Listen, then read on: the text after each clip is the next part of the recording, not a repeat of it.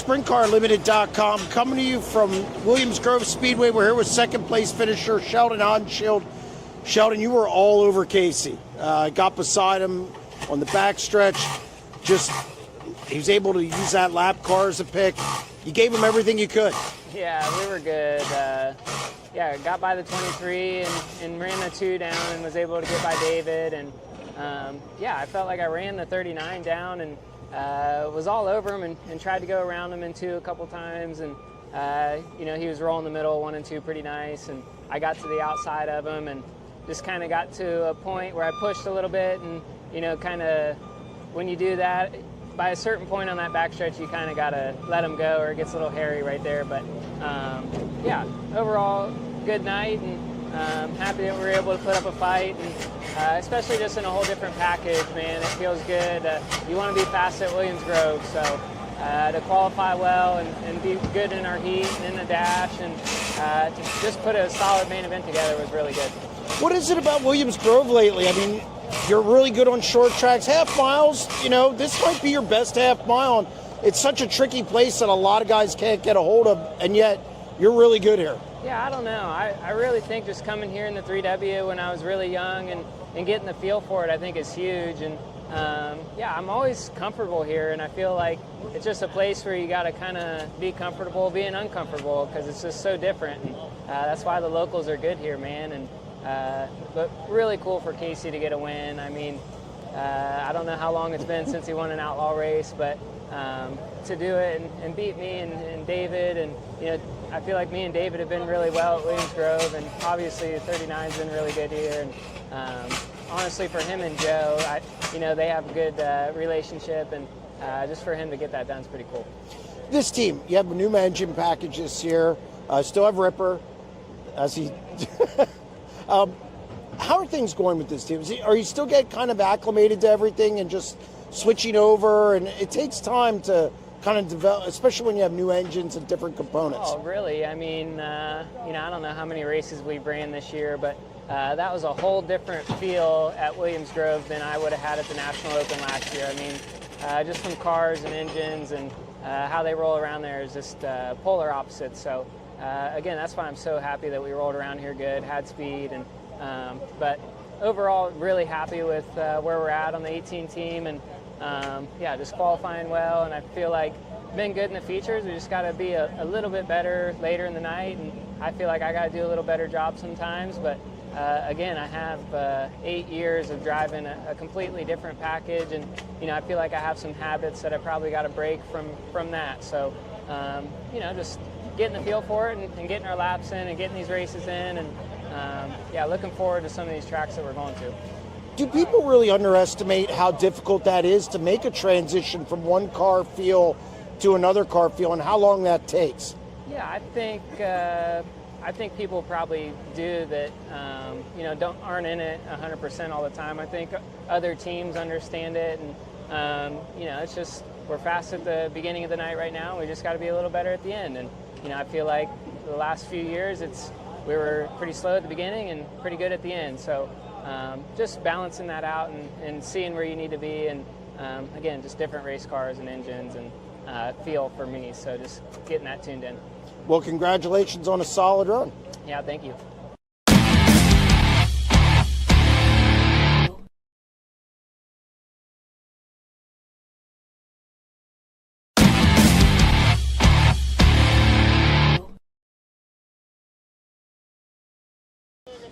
SprintCarUnlimited.com, coming from Williams Grove Speedway with the challenging Justin Whittall, who screwed up the microphone.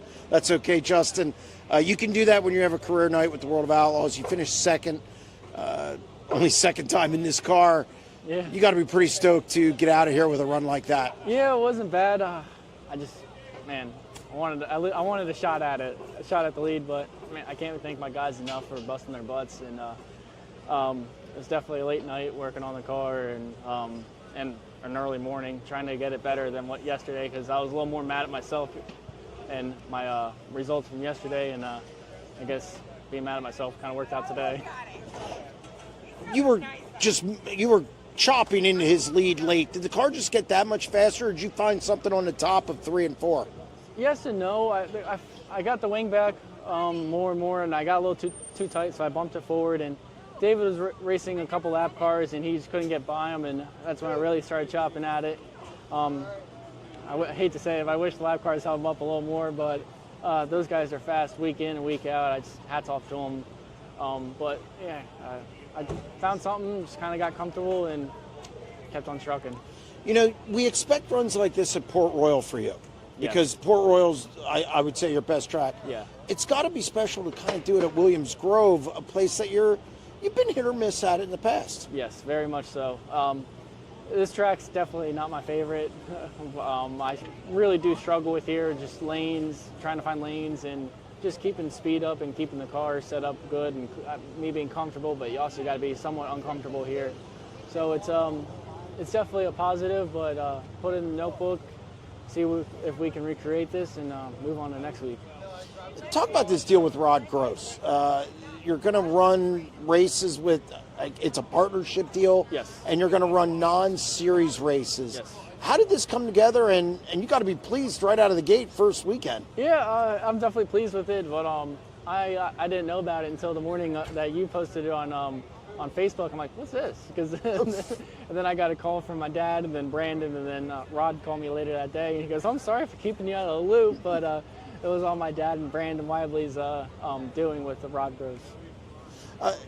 What's this been like putting this deal together with Rod? Obviously, he owns Tanner Thorson's car, and it gets you more races, which gets you more seat time, which makes you sharper. Yes, it definitely gets me more seat time. It was definitely a little bit of a mad scramble because this car was set up for my paint scheme, so it was definitely a mad scramble to get things changed over real quick, but it's definitely worth it.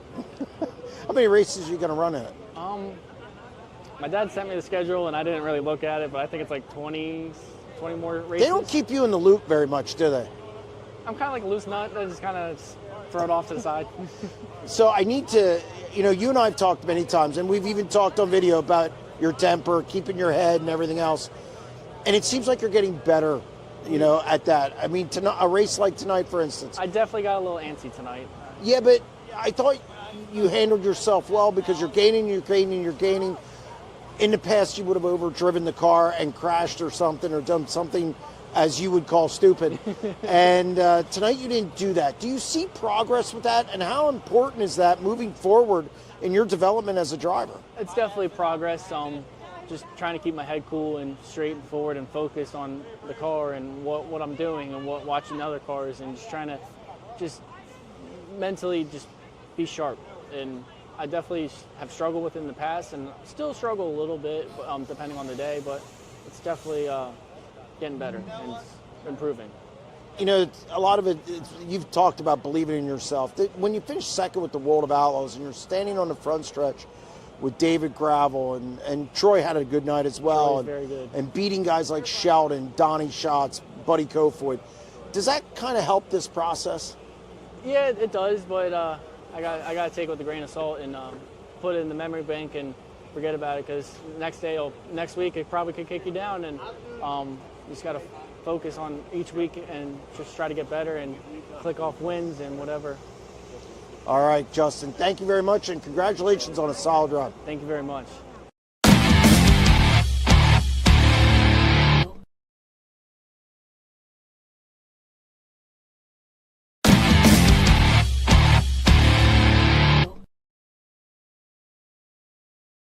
SprintCarUnlimited.com, coming to you from Williams Grove Speedway, Morgan Cup finale. We're here with winner David Gravel.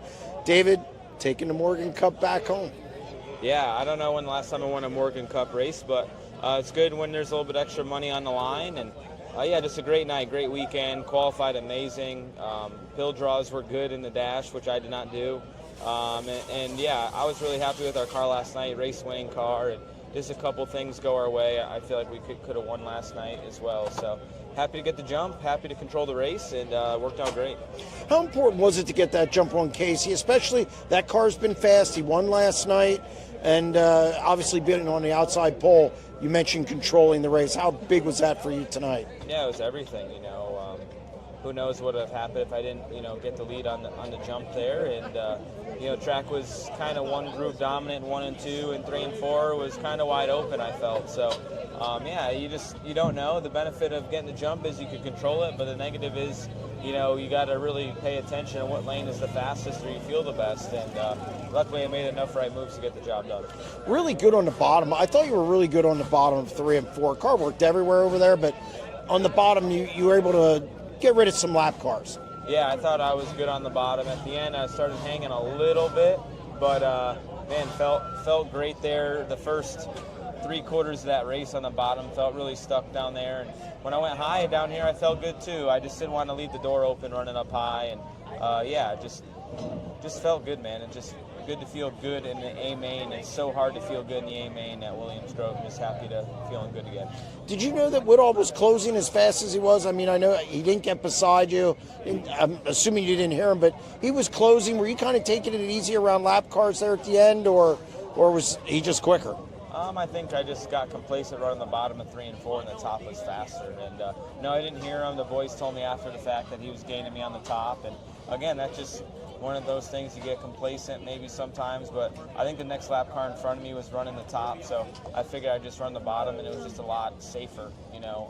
For him to actually, get around me would have been tough, but just did enough to get it done. I think this is your 10th win here. I heard they say double digits. Yeah, World of Outlaws win. That's tough to do. Brad took a while to get used to this place. A lot of guys take a lot of time to get used to this place. You took to it pretty quick, even from the old 89G days. What is it about this place that maybe suits you? Is it just the big track or whatever? But you've always been good at Williams Grove. Yeah, this is the first track I ever made laps at in my career. So early on, I had a lot of laps here, ran some local races, ran the All-Stars, and then would run the National Open too. So I had a lot of laps here early in my career. And I just kind of comfortable, raced a lot of PA, even in micro sprints and all that. So spent a bunch of time here, and it's paid off. We race here a lot with the World of Outlaws. It seems like here, Knoxville and Houston has like a quarter or half of our schedule. So just happy that we're pretty good at most of them. You mentioned good points week again, first and second. Other guys, the two guys who are chasing you, they were kind of nowhere to be seen this weekend. It's got to feel good to get out of here and with good points, kind of stretch that lead again. Not that you coast through the summer, but it's good to have a big lead in case Buddy gets hot like he did last year, or Carson gets hot as well. Yeah, I think it's been good.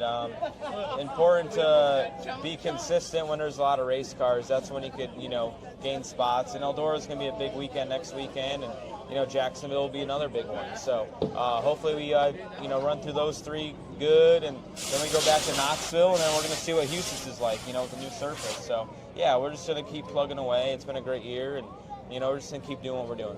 You get booed a lot, but you have fans here. Yeah, a lot of people booing, but there's a lot of people that support me here. I got like 12 different chocolate milks here this weekend, so I know they love me. Thanks and congratulations. Thank you.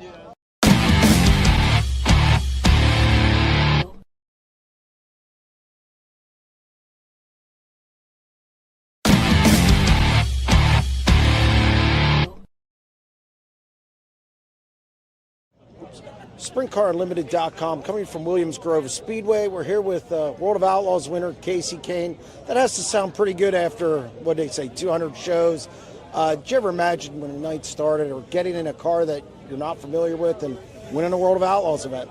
I really didn't. But yeah, it's been a lot of shows, a lot of work I've put into this, and and just love racing. I love sprint car racing. I love all types of racing and always have. But yeah, I just could never win one of these. So to put it together tonight and be with a great team, Macri Motorsports and what they do with Anthony and all over the country, but especially up here in Pennsylvania, they're just really good up here, and it helps me a lot as I'm trying to give a little bit of feedback, but also want to keep it similar to what Anthony does because they're fast and they're always fast up here. So it was interesting, but it's been a lot of fun. I got comfortable in this car pretty quickly. It's really nice, and everything about it works for my driving style. And I actually have always thought that I had some similarities to Anthony. Not all of them for sure. He does things much different in certain areas, but some things are similar, and I think that's why it's worked out all right. it's not a case of where you just checked out and ran away on a narrow track. You had to earn this one. You know, Gravel was beside you, and then Sheldon was beside you a couple times, and it was nonstop in heavy traffic. If you're going to win one, this is the way to do it. Yeah, I mean, I saw them both, and I was just kept telling myself, man, just keep trying to figure it out, trying to put together the best laps you can, trying to get by these lappers, and you know, everybody was fast, so it wasn't easy to clear anyone, and I kept pulling my wing back, and I got more and more in my left rear. So then I would struggle a little bit because of that, but I also needed that for the exit of the corner. So yeah, I just got a bit confused at times, and then just try to where were you the best down here before? So I tried to do that, and it worked out. But I could feel the pressure for sure. Those guys were right there, and I remember, you know, last year how good Sheldon was here at the end of the year, and David's good everywhere, but at the Grove's one of them as well. You were coming down the last lap there, and the 99s there. You were able to use them as a pick. Did you feel comfortable at that point? Because really Sheldon couldn't challenge you over the last circuit. Yeah, so I knew 99 was putting together good laps around the top, but I knew if I could drive across 3 and 4 and get in front of him, that, you know, I'd be in a good spot. And then I could see his nose off 4 down the front stretch. So I was like, okay, we got the track covered pretty good here. Just run the top and then get through 3 and 4. So I was able to put a pretty good lap together at the end. You know, because of the 99 being right there, yeah. When you go so many races without winning, you're getting toward the end of your career. I mean, do you start to wonder if you're ever going to get one of these things? I mean, I've wondered that for a long time and just kind of thought like I wasn't. And then suddenly I got one. So, and something that wasn't expected at all either. So it's crazy how things work out in life and racing and everything that we all do. And just super happy and thankful to be in the Macri Motorsports car. Nick and Linda and Anthony, like the family, like just a really great people. It's been a blast to be up here hanging out with them and getting to know who they really are. It's been really cool. Last thing, where does this kind of rank? I mean, you've won so many big races, obviously, in the Cup and Pavement, and won some, you know, the opener here at the Grove, yeah. The one year. Where does this kind of sit? I know it's probably really new yet. Probably hasn't sunk in. It's super new. Because, and to win it with Joe Mooney yet, a guy who was in your organization. I mean, this has got to be pretty special and pretty high up there. Yeah, and I've always had a ton of respect for Joe and what he does. And when he had the opportunity here, I'm like, you go and do that. Like, that's it. You don't always get opportunities like that. So I wanted him to come here and be part of this. And it's been great to see what they've been able to do together. For myself, like, I haven't won in so long, and a race at Williams Grove, big race like this, I don't know how many cars, but it seemed like there was a lot here. Like, I mean, this is a big deal to me, really big deal to me, and yeah, it feels great to get a win at any level, but to get one with the World of Outlaws feels awesome. Well, congratulations, celebrate, and get to do it again tomorrow. Sounds good. Thanks. Thanks.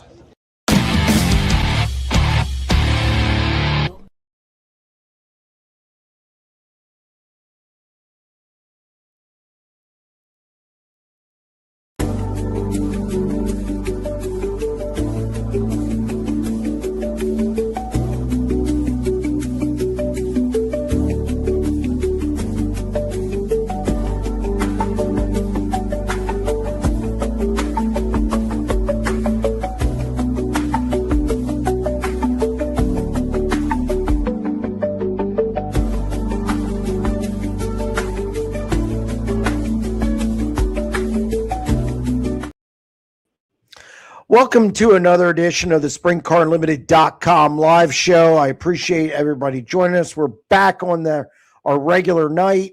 Obviously, last week with Lincoln Speedway having the World of Outlaws, we moved to Wednesday. So we're back at our normal time slot, and let's get firing. Do you think there's a chance that Tanner Holmes gets back in the 1A next season? Excuse me, I have a cough, so just be wary of it. Yeah, I think there's always a chance. I don't think it's out of the question. Do I expect it right now? No. He would have to probably get relieved from the 13. I don't know if that's something they're ready to do yet. I think there's a lot of speculation now. I don't know what Jacob wants to do. I'd be willing to bet Jacob really doesn't know what he wants to do at this point. I do not think they're going to sell everything, much like Dana Allen said. I just think it's right now they're just taking things as they come. I do think the grieving process is something that there's no timetable for something like that. I know if I still have my father, luckily, and I lost my mother a few years ago, and it's always a tough thing. Everybody does it differently. So I think he's going to take some time and do things the way he sees fit, and we'll see what happens next year. But as far as Tanner Holmes never getting into 1A, no, I'm not going to say that's out of the question. I think he could definitely end up in that car at some point. We'll have to wait and see.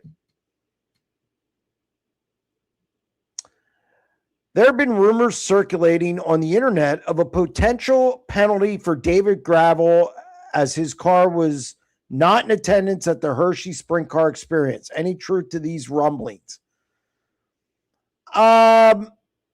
If there is a penalty, it won't be points, so it won't matter because money's no object to that team. So I don't think if there is a penalty, it won't have much. There won't be teeth to it. It won't be a point penalty. It will not be anything substantial. It's not going to mean anything. I have an idea. I've heard some rumors in the pit area on why it wasn't there. And I think that issue has been rectified as far as I know. And it had to do with pay-per-view and had to do with some other stuff involved. It's always money. Look, the answer to any question is usually money related. But David Gravel was there. He was in the classrooms. He did fulfill his obligation. So from a driver's standpoint, David did everything he was supposed to do. And as for a penalty, unless it's point related, it's not going to matter. And that's up to the World of Outlaws. And we won't know. There's a good chance we don't know about it anyway. The Outlaws are very close-lipped about penalties and the penalties they give unless it's a tire test. So that's just where the situation's at. I don't want to take away from the great win by Kasey Kahne, but racing at Williams Grove does nothing for me. Single file, one lane racing is not good to watch. Port Royal provides for better racing. I would say maybe on a weekly basis, yes, that was a good race. Gravel slid him. Kahne ducked back under him. Sheldon Haudenschild was beside him. There was some jostling around with Chase Dietz and then Gravel. Gravel was back to fourth at one point. It was good racing. It was nonstop. It was, lap traffic. The track was pretty good. I thought Friday night was a good race. A lot of drama, obviously. I don't know what more you'd want out of a race than what we saw Friday. Saturday, yes, not as good. Had some rain during the day. It was very one lane, but yeah, I thought it was good Friday night. Not the heat races, but the feature. Are you surprised that we have seen so many sudden changes to the World of Outlaws roster? And are the ride changes dropping off toward done for now? I'm not surprised. We're in a new age here with the higher purses. I think the demand for performance, I don't think teams are going to wait. I don't think teams are going to be patient. Not all teams. And I think, look at the teams where there's been kind of a variable thrown at the teams where there's been changes. The Bill Rose, Conor Morrell thing, I don't think it should have ever gotten into this year. It wasn't fantastic last year. Jacob Allen obviously losing Bobby. That's a variable. The Wheeler Thiel thing, new combination. You don't know how that chemistry is going to work. And then you have the Boguski and Three Stooges racing combination. I thought, again, both of them are learning the world of outlaws on the fly. Three Stooges hasn't been around very long. So I think you're looking at situations where they are in flux. There's a variable. Either they weren't together, got to develop chemistry. It wasn't like a,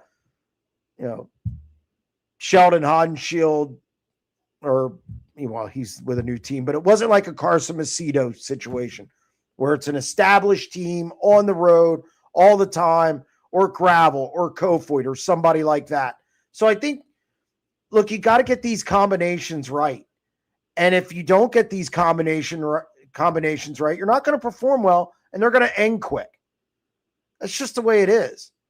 And I think the most difficult thing is getting the chemistry and combination and getting the right pieces in place for success.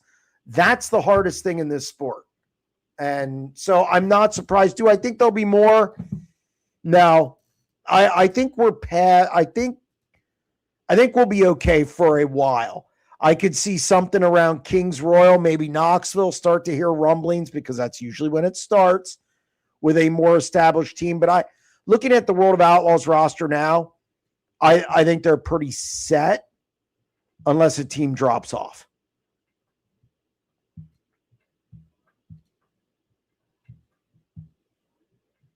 Who's your pick to win tonight at Fremont? I don't know qualified well.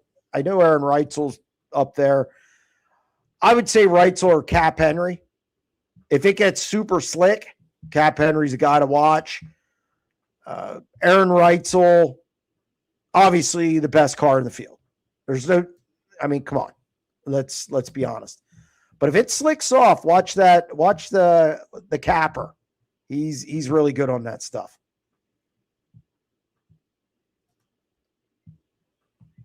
Bigger surprise, Kahne or Stutz? Stutz. And it's because at least Kahne was in a car that's won the Kings Royal. They're both surprises. You don't go into a night thinking either of them can win a World of Outlaws race. But I would say Stutz. Kahne's at least finished in the top 5 of outlaw shows. I would say probably more than Stutz. Now I'm guessing there. But he's in the Macri car. I think even when I made this Kasey Kahne bet, I said I wasn't worried about the Grove, and that's because he timed so well there. I was worried about Lincoln, and I'm worried about Port.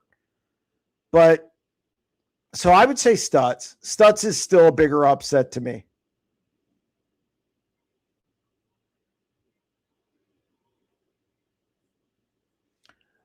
What are your expectations for Torgerson in the Three Stooges ride? And who is your favorite stooge? I'm a Curly fan myself. Eric, what a rascal. I apologize. Our camera, for some reason, my internet's been wonky all day. I did my podcast earlier with Ryan Hand, and we had an issue. So I apologize for that. Hopefully the audio is coming through well. About the same. I do think Three Stooges has got to learn. They're a relatively new team. Shark Racing's been around a lot longer. I think they're more established. So I think that might have been a better situation for Torgerson because Jacob's been out on the road for how long? That's not to disparage Three Stooges, but I do think they have work to do to get acclimated and get their team just in the right place to run with the World of Outlaws. I maybe would have run Power Eye or All Stars first and then slowly made my way up. They didn't do that. Now they got another driver. I think Torgerson, again, I said it this morning on my 90 at 9. I thought he had a respectable year last season. I think he's headed in the right direction. I don't have a big problem with him running Outlaws. Finished second at Bike Week. Had a really good run with Kyle Moody last week. That surprised me. But it's going to take some time. So my expectations are not high. Now, they are going to Eldora, which Torgerson has run decent at Eldora. So I think it's a good starting point. I also like the fact that they're going to run Attico on Thursday, get their feet wet. But my expectations aren't high, maybe a top 5 or 2. I think they're going to take their lumps. Hopefully they stick with Torgerson and they build something for the future. But they got to get the right pieces in place.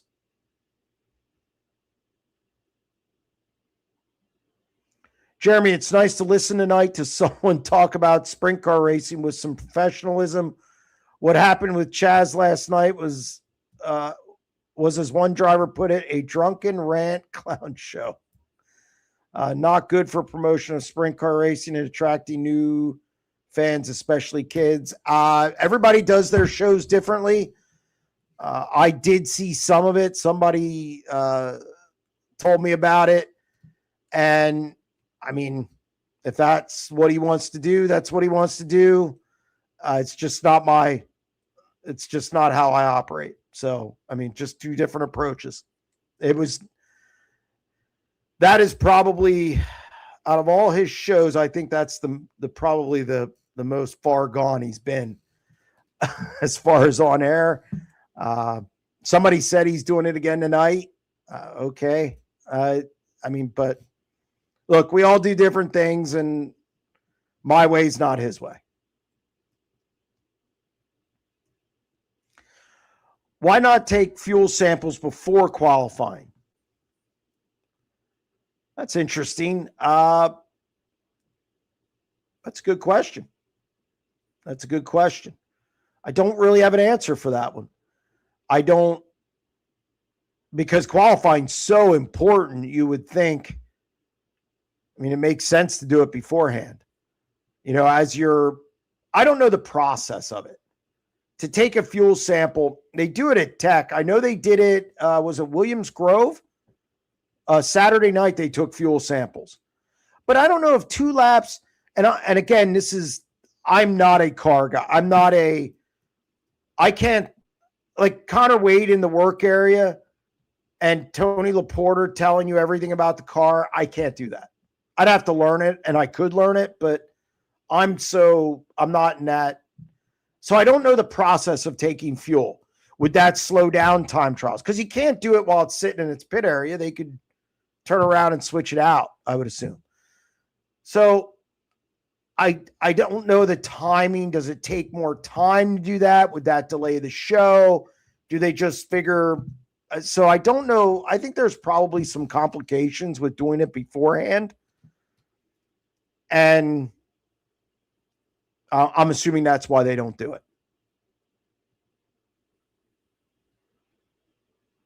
Looking pretty good with the Kasey Kahne bet so far. Look, as I've learned betting, until you win it, you don't really talk about it. I've had a couple games in football where I was like, man, just shoe in. And then something dumb happens in the fourth quarter. Something dumb can happen at Port Royal next week. He's got 4 races at Port Royal. I gotta survive these 4. He's running Port Royal this week, nothing else, and then the 3 of the Weikert. So I need to survive this. He's at a 6.5 average now, but I'm by no means doing the winner's dance yet.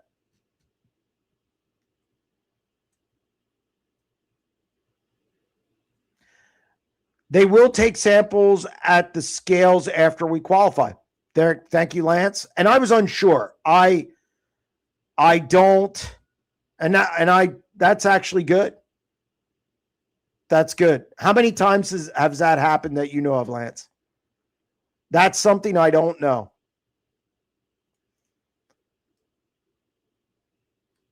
Joel Myers Jr. just tried to launch into space leading his heat race at Fremont. I'm going to have to remember that one, launching into space. That's not funny, but the terminology is funny. Thank you for the update.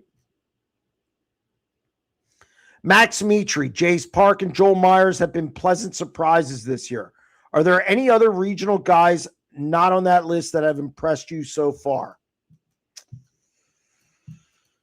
Cameron Smith, I think he's looked really good in PA. Mitri's looked good. Winning those races with Chase Johnson was nice. Jace Park's combination with Brian Brown is smart. It's smart.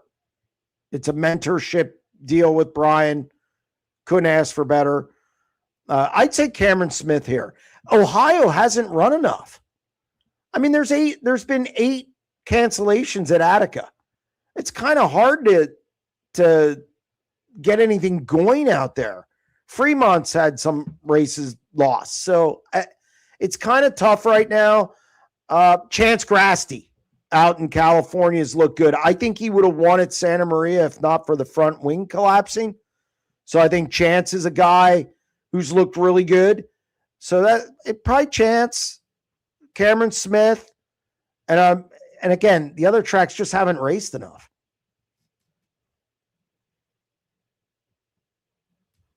About 2-3 times a year. There you go.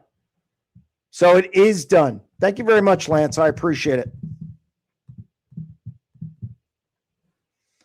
Nice week for Troy Walgeman Jr., especially after being a DNQ at Lincoln. It was not a good night. He sat there, he watched the whole thing, said that kind of motivated him going into the weekend, but they time better. And if you don't time well at World of Outlaws events, you're in trouble. You got your work cut out for you. And he timed well at the Grove, and he was in the mix each night. So I thought it was a very productive week for him. And even with the DNQ, okay, he's not David Gravel. So there's going to be bad nights. But I thought he had a really good showing at the Grove, and I'm anxious to see what he does for the Weichert.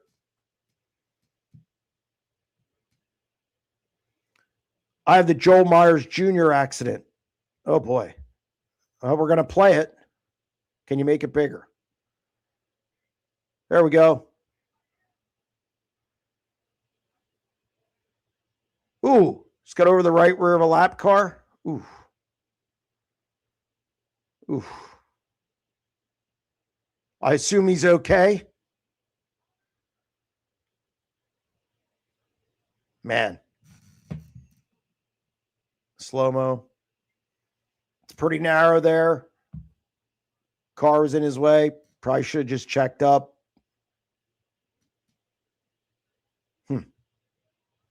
Aaron Reitzel wins the first heat at Fremont. Big surprise. Yep, Chance Grasty. I already mentioned him.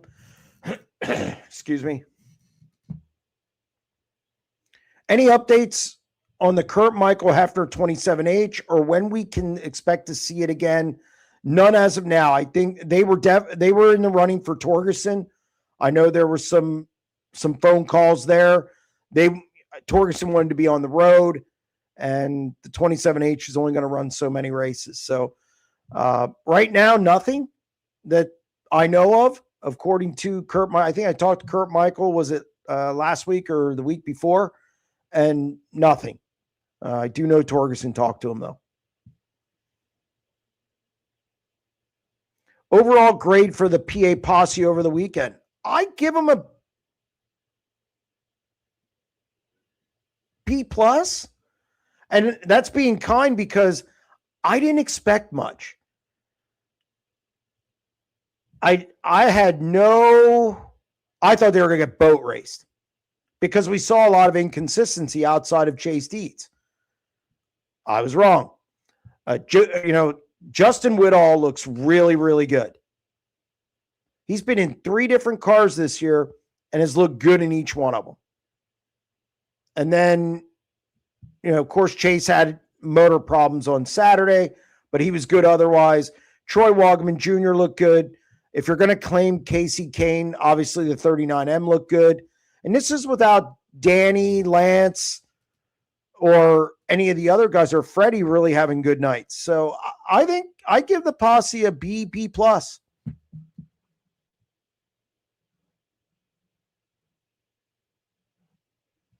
Any thoughts on the constant issues the Eichelberger 8 have had to start this year?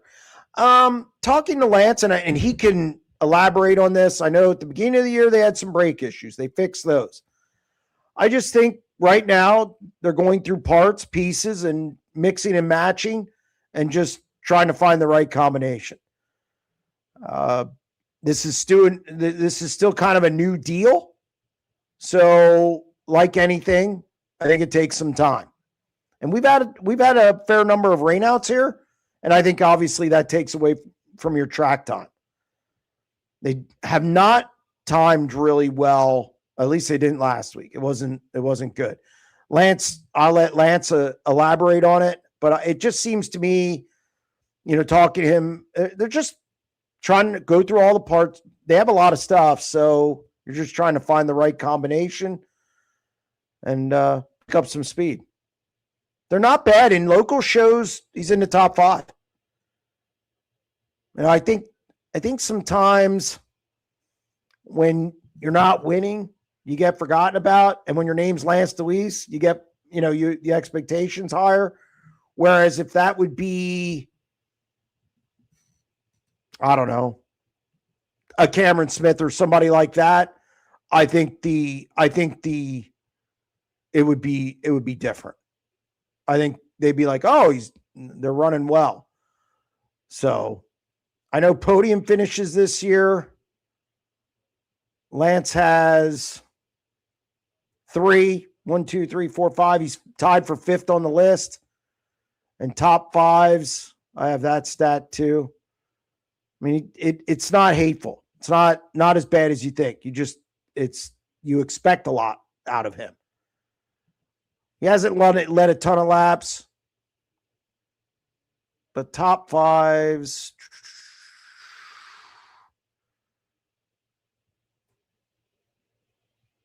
Oh, here it is. Lance has 6. Again, 5th on the list in Central PA. So not as bad as you think, but they're just still struggling. We're going to be just fine working on some things, which again, it really matters during the summer when it comes to Speed Week. The Weichert. Okay, so we'll see how Lance is at the Weichert. Big paint show, Port Royal, probably going to be a little slick. So Port Royal's kind of been, the last race was slick, and Ryan and I were talking about it today. Last race was slick. The one before that wasn't as much. It's had some track issues this year. I expect Lance to be just fine at the Weichert and then going into Speed Week.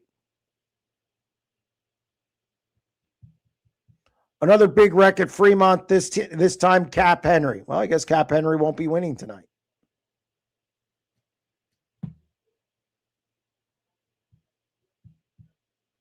Any thoughts on why Jacob Allen was helping out Emerson Axum at Williams Grove after shelving the 1A a few days before?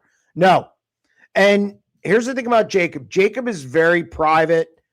When he wants us to know something, he's going to put it on Facebook. He doesn't really answer phone calls. It's not his thing. I think he probably just wanted to be at the track without, and who knows, maybe he goes on the road with Axum, albeit I'd be surprised by that. Maybe they are. Again, it would just surprise me. I think he just wanted to be at the track and to work on the car, to be around it. I don't think there was ever a question of him not loving sprint car racing. I don't think that has anything to do with it. I think it's just timing, expense. I think it's like a pie chart. You get a percentage of it is, hey, he's still dealing with the grieving at the loss of his father, money, and just everything involved. So I think he just wanted to be at the track, just work on the car, just be a guy. Just be a guy.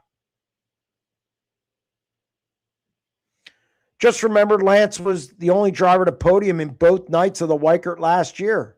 That is true. I think I believe I wrote about him last year for that fact. So yes, big races at Port Royal. It's when Lance, it's when he's usually near the front.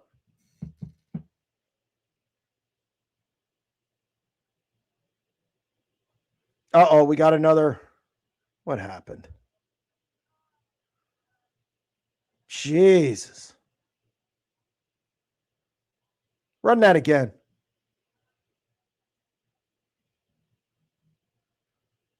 That place is so flat. I've yet to be there. I should say I've yet to go to a race there. Speaking tongues.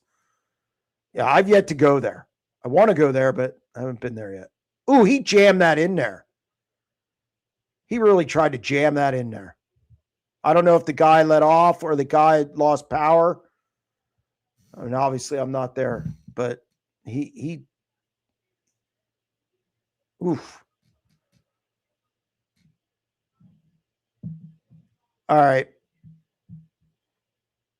Thank you, Eric. Good stuff. What do we got? What does Kasey Kahne's victory on Friday night say about Joe Mooney? He did something no one else or team could. Put Kahne in a victory lane at a national level. I think Joe Mooney's one of the best crew chiefs in the country. When he went to Macri Motorsports, I knew they would be just fine. I did some research. I talked to some people, who were out in the road while he was out in the road. Eric Prutzman said a lot of good things about him. Look, he's the proof is in the record.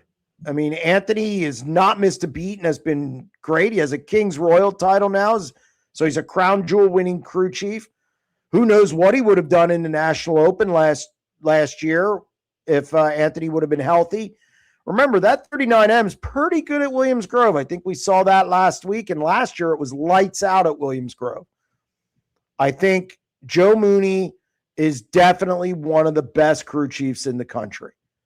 And getting Kasey Kahne to victory lane in an outlaw race definitely didn't hurt his stock.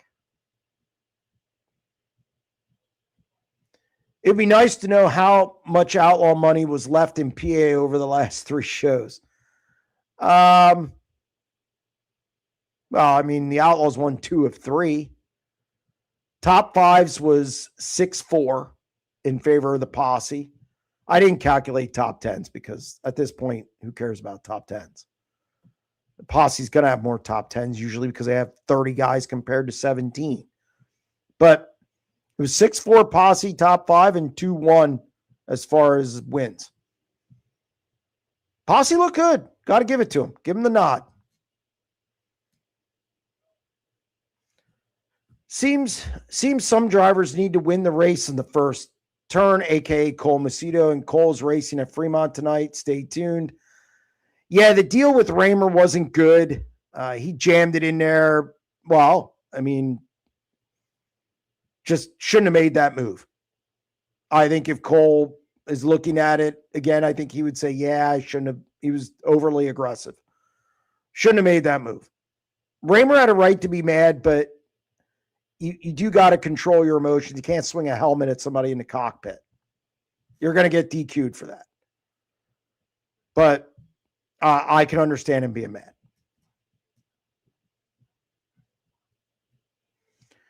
I think that a team was penalized before for not being at the Milton Hershey experience. I do not know of one. This year it was mandatory. It was in the platinum agreement. It hasn't been that way in the past. I don't know if it was last year. I don't know. Sorry, I don't know if that started last year or this year. I'm pretty sure it was this year, but don't hold me to that. But this was the 4th year of it. The first 2 years it was not mandatory. So I do not know of any team getting penalized. I think Aaron Reitzel belongs in same tier as Macedo and Buddy.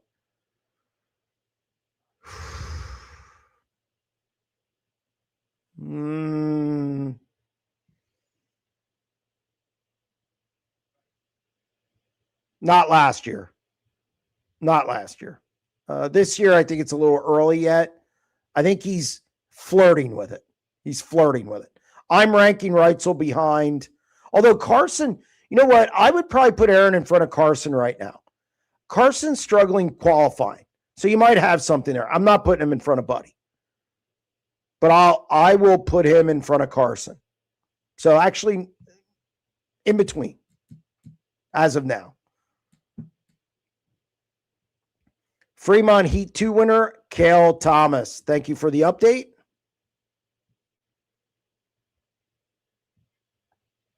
what do you think of the CBI Spire deal of running USAC shows with Snyder?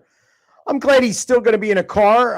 I think he's a really talented driver, young driver. I'd love to see him in a wing car, but at least he has something, and maybe that turns into something in a wing car down the road. I like the move. I think it's smart. The whole deal with the Hefner South team, I think, is more of a misunderstanding of time and schedule. There was a schedule put out first, which is the one Snyder saw, and then there was a second one put out, and I think Snyder just didn't look at it because he figured it was the same. And then that was the conflict week. There was a conflict weekend on there, and I just think it blew up after that. So I chalk that up to, you have a kid and you have a team that doesn't run a ton, and it's just, misunderstanding. It's a shame it went that way, but I'm glad he landed on his feet, and I don't think running for Chad Boat Industries inspires a bad thing.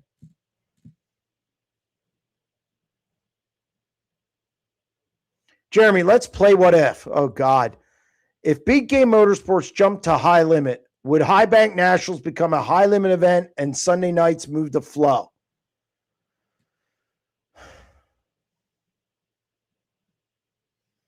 The moving to Flow depends on how many years their contract is. I don't think Queering would fight a contract, but who knows? I mean, he has the money to do it. I don't know. It might. The event itself probably would, because High Limit's off that weekend, but then you have the Super Dirt Cup, and I don't know if Brad would want to go against a routine race like that, because that would take people away from the Super Dirt Cup. And that's six figures. If they moved it maybe a week or something, I could see it. I don't know. That's a very good question. I think there's some logistical hurdles there to get over to make that happen. I don't think they would go to Flow. I think it would either stay Dirt Vision, or I think Todd Queering would start his own. I think I've talked to Todd. Todd's talked about it, starting his own. So I wouldn't be surprised if he did that from a pay-per-view standpoint. As far as that race, some logistical hangups there. Good question, though. There's been real talk about Corey Day going Cup next year. I feel like that's a mistake and may hurt his NASCAR career. Well, he looks pretty good so far. Let's see how he finishes the year first. I'm not going to judge that now. I'll wait to see in totality what his year is like. I think it's way too early to tell. I think Corey's been better than what I thought he'd be. I didn't think he'd win yet, and he won.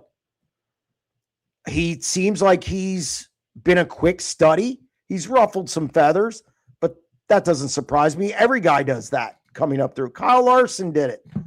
Kyle Busch did it. Denny Hamlin's right. When these guys go in, nobody likes the new guy. They don't. That doesn't bother me. I think he's been aggressive at times, but it seems like he's on the right path and doing the right thing. Let's see how he finishes out the year. When the 15 won the million, when the 1S won the million, it seems Shark was ready to join the elite teams. Instead, they have struggled and wins have been few and far between. Did they not reinvest at all? Shark racing's tough to handicap. And I think, again, I don't think, and I don't know how I want to say it because I don't want to overstep on it. It's complicated. The team that finished second in 2020, people expected that team all the time, but they ran fewer races and they ran a specific schedule at certain facilities. And they were all facilities that were pretty good for Logan. Now, I think you've had variables, change of tires. I think they've had some crew turnover. I think they've had, the expanded schedule, back to the normal schedule. And I think the pieces and parts they're still, I don't want to say they're a small team, but they're not a real big team. And you say about reinvesting, they had bills to pay down. I mean, Bobby told me that after the million. He said, I'm not going to have that much left. So I think they set themselves up just from an ownership, team ownership, and paying off a lot of things that they were kind of mortgaged to the hilt on. And Logan talked about it last week to me. It's been frustrating. They have not been good. And reinvest, but they were all, like I said, you can't reinvest when you owe people, they owed money. So that got them in a better spot, which is also kind of like reinvesting in the team. But again, you get some crew turnover. Now Bobby's not there. And I think that's huge. I'd bet this. If Bobby was still here, I think they'd be with the Outlaws. I think they'd still be with the Outlaws. I think Bobby was a calming force. I think he was a stabilizing force in that team. And I just think it's tough. I think it's tough. And I think here's the other thing too. You've added more depth to the world of Outlaws. People don't talk about that very often. Buddy Kofoid's out there now and he's stealing double-digit wins. Okay, last year he won, what was it, 12? That's 12 wins that Logan didn't get. So now you have a big three. You have David Gravel, who's better than he was. I mean, two-time defending champion. You have Carson Macedo, who's winning double digits. And now you have a third guy in Buddy Kofoid winning double digits. And you still have Sheldon. So I just think the Outlaws got deeper. So again, I think it's much like that pie chart I talked about. There's a percentage for a lot of different things. But they definitely got to get better. He's alluded to that. Fremont keeping the wreckers busy tonight. Another flip. Usually don't see that many there, I don't think.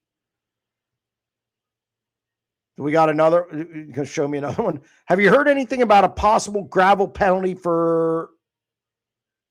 of some sort, something to do with the Hershey School thing? We've already addressed this. I know the Outlaws were upset that the car wasn't there. David was there. David did the classroom stuff, and he was there for the meet and greet out in the stadium. I think Cody Jacobs was there as well, if I'm not mistaken. Again, I doubt there'll be a penalty, and if there's going to be, it might be tow money for a weekend or something like that, which will be a big who cares. Because $2,000 is nothing to that team. So I don't foresee a penalty. And if there is one, we won't know about it. The Outlaws are not transparent with that. You stated that you see Kofoid winning the championship next year. How does this happen with so many races at the half-mile tracks where he's just not able to keep up with gravel? I think Kofoid is a quick study, and I think Kofoid will, over this next year, I think he'll be just fine at the half miles. If I'm not mistaken, didn't he win at Volusia? He won at Volusia. He has a win at the Grove. Now, granted, he was 6th and 11th last week. Not great, but I see the improvement there. Knoxville's a little hit or miss. He's looks good on a Friday, Hard Knocks show. And then there's other times he doesn't. But he made the Nationals before the last year, too. And those races don't count toward points anyway. Really, you only have 5 races at Knoxville that count toward points. Eldora is a problem. I'll be anxious to see how Kofoid does at Eldora this week. I think Eldora is his worst track out of the 3. Volusia, he's fine. I don't think Volusia is a problem at all. So I just think he's going to get better. And I think he's just going to win so much that he'll be able to survive the half miles. Where's Tanner Thorson? A lot of hype, little results so far. I don't really understand that. I think he's had good results so far. He's second in points. He's only 9 behind Aaron Reitzel, so Aaron Reitzel hasn't been that much better. He's had a couple subpar races, but he was in a crash this past week, and it wasn't his fault. So he finished 13th. You know, I think Aaron Reitzel's going to win the points, but I'm not going to poo-poo what Tanner Thorson's done. He's looked really good. He has a couple wins already. What do you mean? What's he done? I not, you know, second in points, 9 out. You would have never predicted that at the beginning of the season. Don't tell me you would have. You wouldn't have. So he's exceeding expectations. Is Lincoln running a weekly show on Wednesday the 20th? Yeah. Go with God. Go with God, jamming it between a high limit show at Grandview and the Weikert. I think that's poor scheduling. Fremont Heat 3, Caleb Henry. I like Caleb Henry. Would Hank Davis struggle at Port Royal or Eldora, or Holmes will turn it around and win Rookie of the Year? Still too early, though. Yeah, I'd say it's too early. Port Royal is going to play huge in that. There's 8 races there. My God. They've run 13. They have roughly 51 to go, and 8 of them are at Port Royal. That's a lot. So you better be good at Port Royal. Thank you for there we go. Canadians 2, Sabres 1. That's what I want to see. Lance said dumb. What did he say dumb to?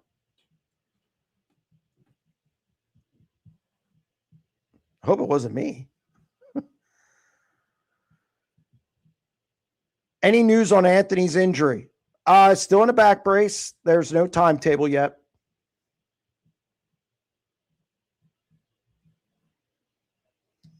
Chico entertaining Saturday night. It was a junkyard till it was all said and done. They had 9 cautions, 2 open reds. How does that happen? How does that happen? Oh, Lance, yeah, it's real dumb. Are you going to it? I can't believe they jammed that in there, but okay. Not my money. Jeremy, did you hear any more info on Port Royal Fair Board being in attendance at Fairbury this weekend? No, I haven't, and I haven't been able to get a hold of anybody. If I'm in Pennsylvania this weekend, I'll probably ask O'Neill about it. I haven't run into those guys obviously yet, and if I'm in PA, which is 50-50 at this point, then I'll gladly ask him, and you can ask me again next week. No, good. You're smart. I wouldn't think you would right before the Weikert, but have to ask. I'd like to see AJ Flick in the 27H this weekend. Michael Walter was racing on Friday in a 360 at Bedford, so I assume he'd be back in the BK 77. Yeah, no update on that. I'm going to reach out to somebody I know who's close to that situation. I just haven't got a chance to do it yet. I had a couple meetings today, but I wouldn't be surprised. We'll see what transpires. I just don't know. I don't know what's going to happen with the 27H right now. Did somebody say go Ducks 2-2? Best thing about Duck is eating them. I can't get behind the Anaheim Ducks. Sorry. Think any high limit guys will run Port this weekend?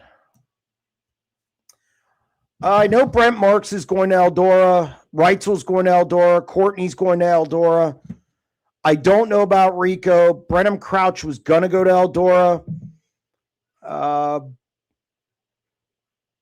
I don't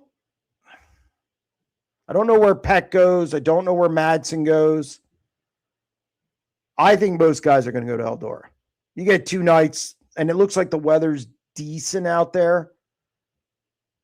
So I don't expect maybe one or two, like lower guys. Like if I'm Tanner Thorson, I'm going to Port. Absolutely. But I don't know if he's going to do that. Maybe I should ask.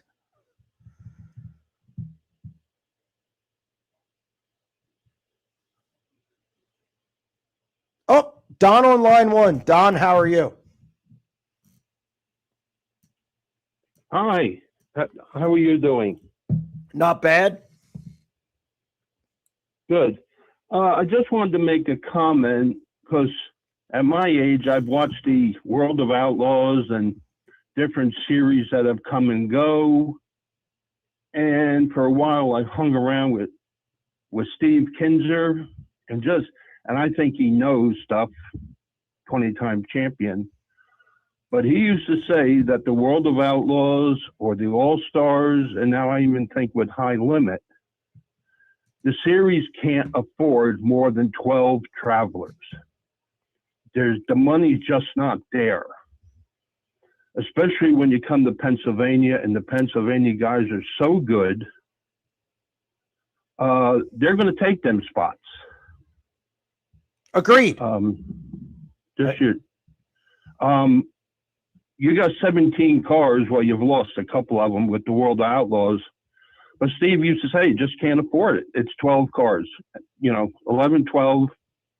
But, and you think over the years, Sammy Swindell, how many times he left the series for NASCAR, Craftsman Trucks, ran Indy Lights for a while. So he was in and out for all those years. It's just a comment something Steve had said many years ago. I agree with Steve. I think it still holds true. I think it holds true too. I think it's around 13, 14. You might be able to get to 15, maybe, but 17, it's too many. That's what the Outlaws had this year. That's why I think High Limit only has their franchise system for 15. It's just, I think that's right on the money. I think anywhere between 12 and 15, I think you're okay. But you're right. When you go to Pennsylvania and really California, even you get those California tracks. Yeah, well, Knoxville. Yep, Knoxville's the same way. You got some guys that really get around there real good. The 10 car runs there to 21. These guys aren't going to qualify. Correct. One other comment I'd like to make, and I noticed on here that Lance DeWeese comments on things. Mm-hmm. But I was at Lincoln and Friday night at the Grove. Mm-hmm. And I heard a lot of fans get disgusted. They don't understand how every World of Outlaw race, David Gravel starts in the first two rows. Now, I believe he's just that good in time trials. That's me. That's all it is. But the fans don't see it. Well, I mean, I understand that. But why is he that good? I think he's one of the best time trialers ever. He's always I believe he runs a car. He's straight. My belief is the car is really loose. And you might not race with it that loose, but by himself, he can hang on to that for 2 laps. Watch him go into the corner. It's very straight. He doesn't slide a lot. He's been a good time trialer ever since he's been in a sprint car. Drives it straight. Yeah, I agree. I mean, I don't know what he does, his technique, what he's doing, what the crew chief does, what they do to the car for 2 laps. Like I said, Lance probably listening to this, perhaps. There's just some guys that don't time trial good. Yeah. Danny Dietrich doesn't I time. don't know what else to say. This guy just got it. He's just got it down pat. Yeah. But there's no reason to hate the guy. There's a lot of fans that just got disgusted. You got to start on the front row or second row every time you see him. Well, sort of true. Well, but he earns it. I believe myself, he just time trials that well. And that's right. He earns it. So. All righty. All right, Don. Have a great evening. Thank you very much, Don. Appreciate it. Take care now. Yep, you too. All right. Bye-bye now. Bye-bye. 4 heat races, 4 flips at Fremont. Man, that seems odd.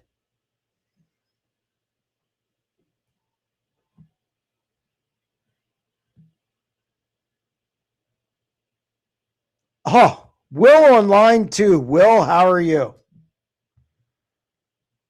I'm doing good. How about yourself? Not too bad. Can't complain. Yeah, the Chico race, I kind of expected a couple more cars, but they still had a B main, and to me, at least from the couch, the racing when it was green flag, which was I think only 3 times during the race. I mean, for laps, like 5 to 7 to 10 laps. Too many cautions, even Brad Sweet was flustered about it. But, he's got to realize that all the guys he's racing against work for a living. They don't do that. This is a hobby to them, or it's a business, but they don't do it for a living like he does. Yeah, but 9 cautions and 2 open reds? 9? Well, the other point of that is Chico. It's Chico. My God. You expect that many crashes. I know it's a bunch. You think? You have to expect to crash your car. All right. Fair enough.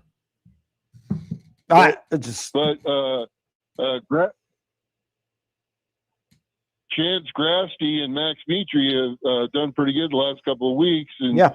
Grasty was doing all right till the car got hurt, and Max was playing with the tricky curb top of 1 and 2 and lost and just parked it. But there's only a couple laps left. He's not running for points anyway. Yeah, I got to ask you a question. Can I ask you a question? Sure. What's with the Tanner Thorson comment? Come on. You didn't expect him to be second in points. Come on now. Well, that's bad knowledge on my part. There you go. Okay. Bad knowledge on my part. I just thought that at the beginning of the season, it was Tanner Thorson up to yin yang, right? And then, when I'm watching the broadcast, the first cut he won a race. I don't think he's won 2. Maybe did he win 2? He's won 2. Okay, so he's done that. But the last 2 races, maybe I just didn't hear his name, like he wasn't there, on the broadcast. He's finished the last 3 races with high limit. He ran 7th, 10th, and 13th. Now he crashed in the last one. Now look, here's the problem, Will, and I think other people, Lauda, can comment on this. There's this thing called prisoner of the moment. And I talk about it a lot when I'm on the phone with certain people. When somebody does well, we go overboard with it. So I think, look, Thorson's been good this year. Don't get me wrong. His start was really good. Did some people go overboard? Yes. So I think that's where you get into what you heard. But he has far exceeded my expectations this year. He's 9 points out of the lead in the high limit points. If you would have given me good odds, I would have bet my rent check that he wouldn't be 9 points out of first at this point in the year. I would never bet that he would be this close. I don't think he was that high last year. He was never close. No. They have done a good job. I'm going to give him his props. He's done a good job. Now, okay, he's going through a little patch here. We'll see. He has 2 wins and 7 top 5s in 13 races with high limit. He has 11 top 10s. He's only been out of the top 10 twice. So not bad, a lot better. 2 wins already this year, and he's got some short tracks coming up. How good and how far he's come is going to depend on Port Royal. And Tanner Thorson will be at Port Royal this weekend. I just got a text. That's what I was doing earlier, texting Rod Gross. Tanner Thorson will be at Port Royal this weekend, which is smart. But I guess getting back to the Chico Narc race, yep. They have the spin out rule is in place. They used it a lot in the heat races, but the cautions took care of that in the feature. The one thing that bothered me about the race is that I don't know. I don't think it was the first race of the season for Chico, but there was like between the Narc people and the Chico people, it seemed like it was out of kilter. And, when the flagman's got to do the interviews instead of the interview girl, that kind of gets weird. That's clunky. I think Narc still has work to do. Yeah. Oh, I absolutely agree with that. Absolutely. It's a work in motion or whatnot. At least they have their champion already.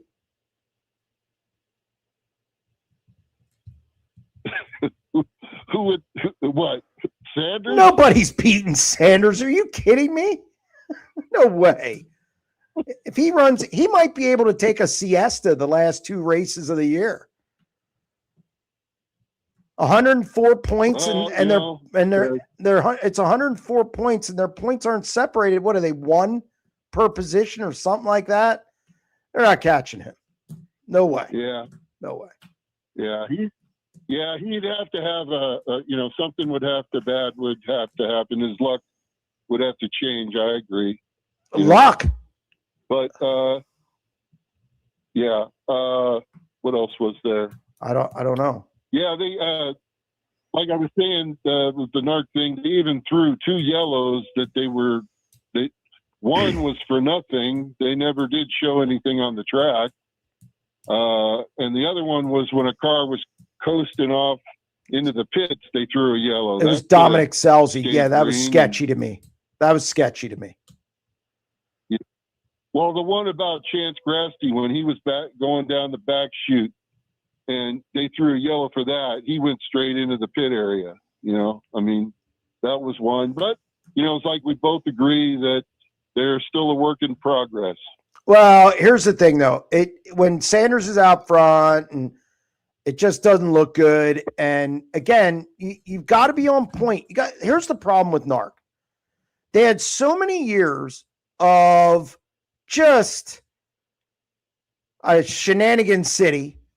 And, every race, you couldn't go one race, without something going on that was fishy. And you got to be on point. Narc has a lot of work to do, I think, to gain the confidence of people in California and really anybody who watches it. So they need to do better. And, they need to do almost too good. They need to far exceed, here's a stat. Sanders has won 7 of the last 12 Narc races. 7 of the last 12. He is not being caught if he runs that whole series. Well, it was also a better show that Sweet didn't start on the front row either. He started second or third row. I think Sweet this week will be at Eldora. This time. I think Sweet will be at Eldora this week. Yeah. So. Where's Narc this week? Thunderbolt. They're going to run their 55th race at Thunderbolt this year. Their schedule is it's definitely not spread out at a lot of tracks. Well, yeah, you're right. Well, hey, thanks for taking my call. No problem, Will. I just like to watch the races and commentate a little bit once in a while. Well, brush up on your Tanner Thorson knowledge. Brush up on your Tanner Thorson knowledge. All right. Wait. One more thing. I just thought of it. Now, as far as I'm concerned, the Chaz, he's sort of like the Howard Stern the sprint car media. I don't if that's agree what with you him. want to call it. You know, Yeah. you don't agree that he's the Howard Stern? No, Howard Stern was. Why not? Well, because I think Howard Stern was innovative. I think Howard Stern, from a large portion of his career, was doing things that no one else was doing. And it wasn't just built. There was a lot of thought and work put into that show, more than what people know. I think there are very few Howard Sterns in any industry. Because the reason I say that is he is and still is the shock type of guy. He a lot of his stuff is shocking to the normal person off the street, and that's what I sort of compare them in that way. No, okay. I mean, I just think Howard Stern was on an. You'd be surprised how well thought out all that was. All right. Well, thanks again for taking my call, and we'll talk to you in the future. All right, Will. Thank you very much. All right, let's get rolling here. What was your take on the Macedo Raymer incident Friday? Looked like a Macedo brother special. He jammed it in there. He was way over aggressive, and it was on him. It was on him. Think Brent Marks will get it turned around soon. He's got some work to do. They're not. I think he has some tracks coming up that are good for him. Eldora, he's running that this weekend. It's good for him. Port, he's decent at Port. So I think he's got some tracks coming up where the potential is there for him to turn it around. I think if he struggles at those facilities, I think it's going to be a long year. So he's definitely there. The clock's ticking on turning it around. He's got some good tracks coming up, which I think is good for that team. So we'll see how he does. The first 410 race in Wisconsin is this weekend at Plymouth. All is right in the world. There you go. Spike will be happy. He likes that. I start my day with 90 at 9 and a prayer. Is the prayer because you have to listen to the 90 at 9? Or it forces you into prayer? How did the freebies from the Outlaws get figured out? Is it driver or car, with Macedo not running the 2C? It is car. And it's a permission thing too. Logan, like when Logan Schuchart comes back here on an off weekend, he can ask to run Williams Grove and some of these tracks. And it's that hometown thing. Carson Macedo will run the 21 out in California. And so it's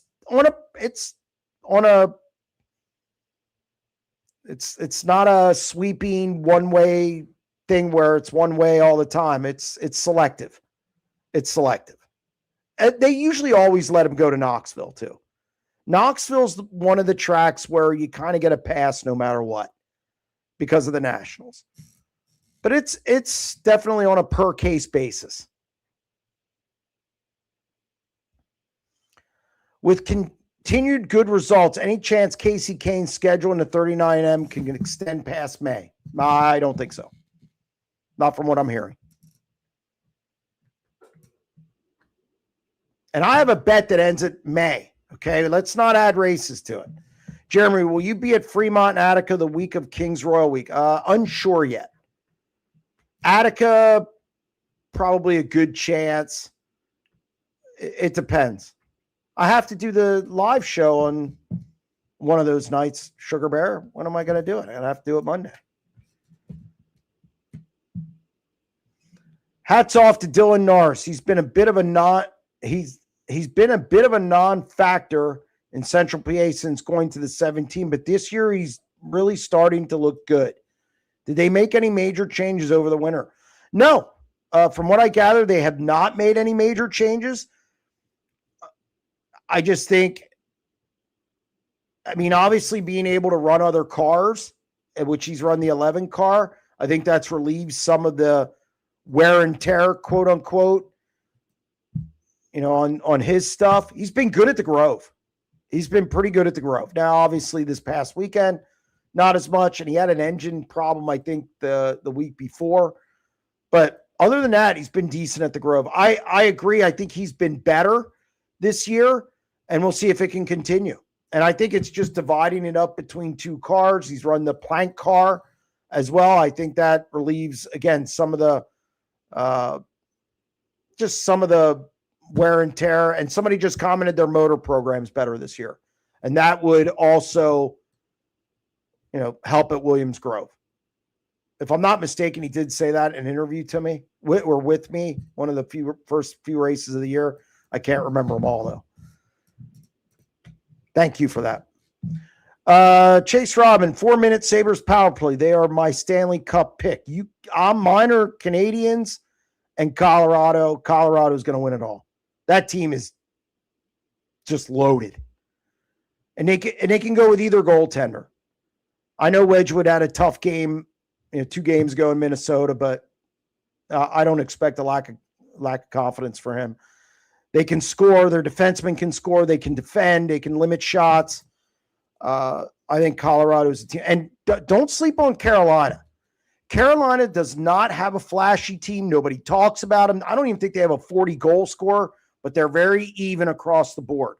They're efficient. They forecheck well. They check well. Goaltending's been solid. It's going to be good. It's going to be good. But the Sabres are not my pick. I don't think they beat the Canadians. Jeremy, I think moving High Bank Nationals would be a wise move for a bigger car count. Yes, probably true. Super Dirt Cup is taking some guys because of the Rudine factor, and it's 6 figures.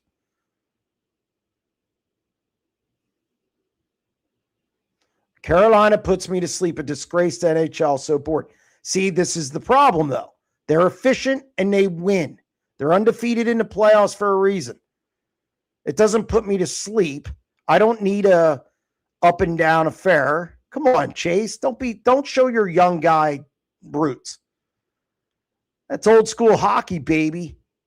It's old school. They're good. And their coach, Rod Brindamore's done a great job with that team. You may not like them, but they're going to be hard to beat. Doesn't World Racing Group help pump in the money for the High Bank purse? I thought I saw someone mention that a while back. I don't see World Racing Group pumping money into that. I think that's all sponsor, Todd Queering, Husitz. I've never seen that anywhere. I'm not going to say you're wrong. I just would be very surprised by that.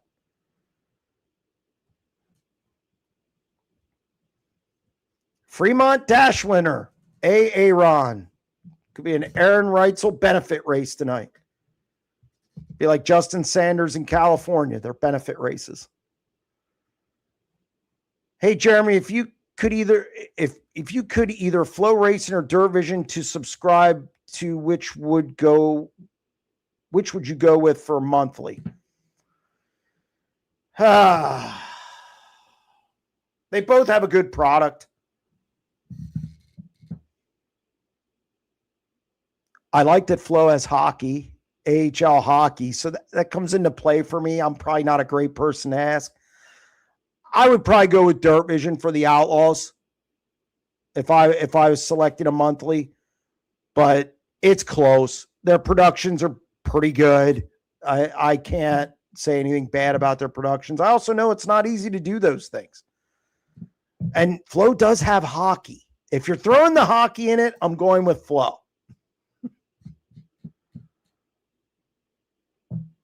Dirt Cup or High Bank Nationals? High Bank Nationals. High Bank Nationals. I might be attending this year. We'll see. See how some things go. Jeremy, when Kasey Kahne left dirt track racing for NASCAR, was it a major outcry, or is the new cry fest of dirt guys going to NASCAR a new complaint? It's new. when Kasey Kahne and Steve Kinser did that, people wanted him to do well. It wasn't, I don't remember the outcry, but we didn't have social media back then. We didn't have all these outlets where you could just throw your opinion up on a whim. So it's kind of a tough, but I didn't hear it in the stands. People wanted to know how well they did, and they liked when they did well. I didn't hear the complaining. But again, we didn't have social media. Now we do. We didn't have YouTube. Now we do. So that changes things. Calling it here, Rico about to start turning things around and winning. Track slick off. He's going to be tough because that's where him and Ricky Warner shine. So, yeah, summer months, that's where he did his damage last year.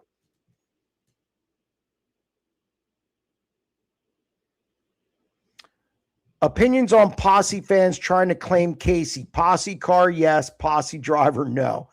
You know, I said I wasn't going to get into this. To me, he's not a it's not. It's a give him a 0.5 or something. Because that's like saying, well, we're going to hire Steve Kinser this week and Sammy Swindell the next week and Doug Wolfgang the next week. Are they all Posse? No. I know Ryan claimed him today on the podcast, but I knew that was going to happen, which is funny. Ryan was so funny today. If you want to subscribe to a podcast, Ryan's great. I'm so glad and feel blessed to have him on my podcast. But to me, no. But to the masses, yes. Give him a 0.5 in my mind, I guess. It's a Posse car, but you have to hire somebody else outside to get it done. So 0.5, if I can cop out with a 0.5.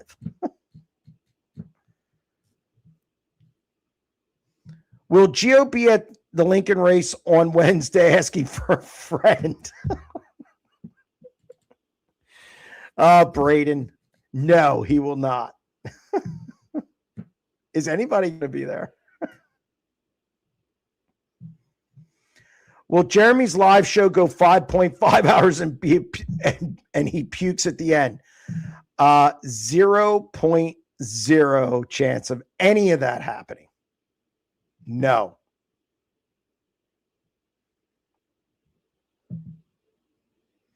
Any speculation on Zeb Wise or Corey Eliason? Nope.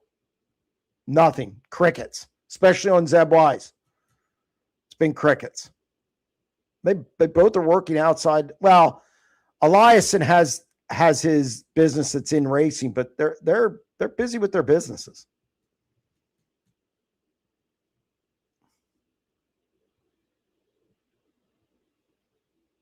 John on line 3. John, how are you? I'm good. How are you doing?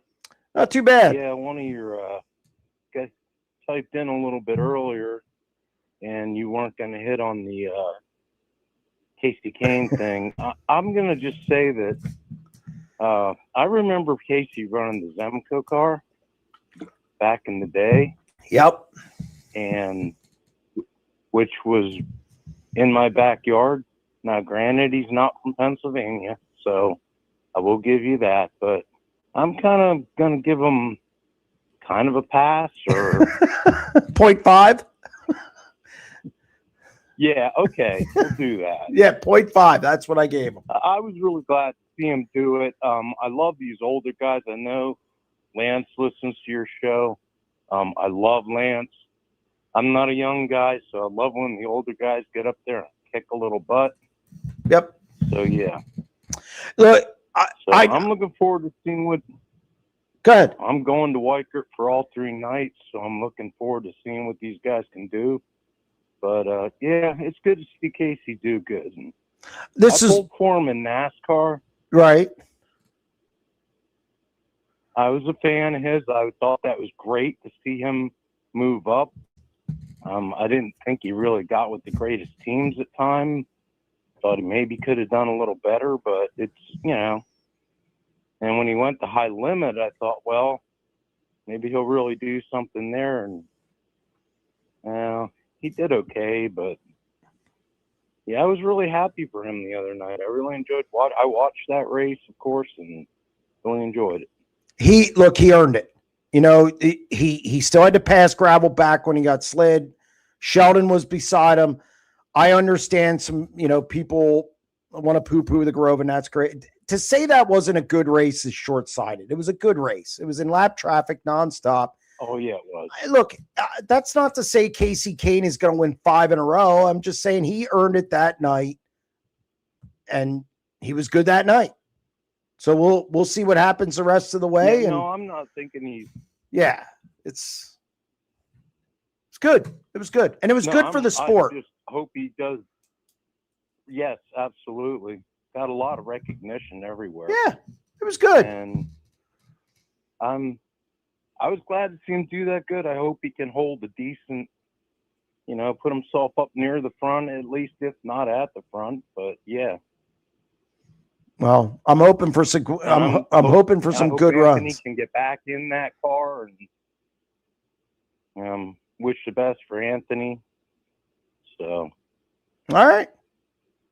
That's all I really had. All right, Thank John. you. Great show. Yep. Thank you very much. I appreciate it. Yep. Bye. Take care. All right. What do we got, Eric? Eric, did you have a wardrobe change down there? What are you doing? Give me the thumbs up. Was Wolfgang considered posse when he drove the 29? When the Outlaws came in, it changed throughout the year. When the Outlaws came in, they cheered him. It was tough early. And then after probably, I'd say somewhere in 1986, he started to be considered posse. The fans it was back and forth. But when the Outlaws rolled in, oh yeah. He was definitely posse. Just announced, Dallas shop piling the Factor This Racing X car this weekend at Williams Grove and Port Royal. Yeah, that's my 90 at 9 tomorrow. That sucks. That sucks. It's because I just, damn it. That's my 90 at 9 tomorrow was on that. I thought I'd get some breaking news 2 days in a row, but I guess they decided to release it. Well, I'm not changing it now. Is Brian Brown coming in to run the Weikert? I don't know. I would doubt it.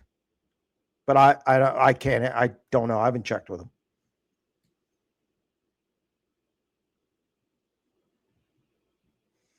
Sprint Car Unlimited is not the number one sprint car media man in America. He's the number one in the world for sprint cars. Love your passion. Dirt Tracker, not a fan of his stuff. He thinks he's better than everyone. I appreciate that, but Justin does a good job. I don't think Justin feels he's better. I talked to Justin. It's not every day, but we've talked in the past. I have nothing against Justin at all. He does a lot of different things, and he gets numbers. So I'm not going to disparage. No, he does a good job. Should Husitz ran 410s A feature before 305s to avoid track taking rubber? They're going to complain no matter what. But yeah, that's something you could do. You could run your 410s first. Is it too narrow though? And I haven't watched a lot of Husitz. Sunday nights when there's not a race, I like to dial it back a little bit. Sorry. But is the track narrow? Is that why they run the 305s first? If somebody could, I couldn't tell you, but you could run the 410s first. How many years did it take for Hodnett to be considered posse?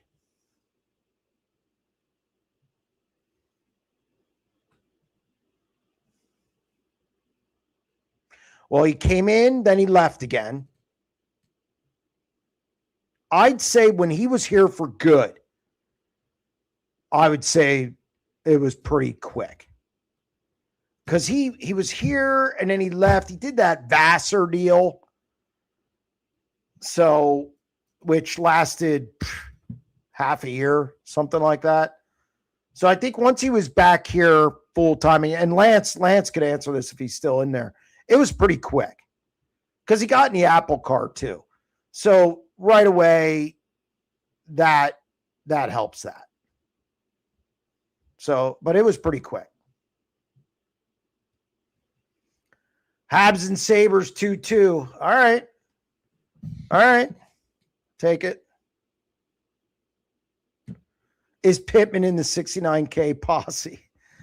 I think they've embraced him more because he used to run here. And I heard that this weekend. People consider Pittman posse because he ran here for a few years. So because of that, getting into 69K. Look, it's all very confusing to me. It's all very confusing. And the rules change.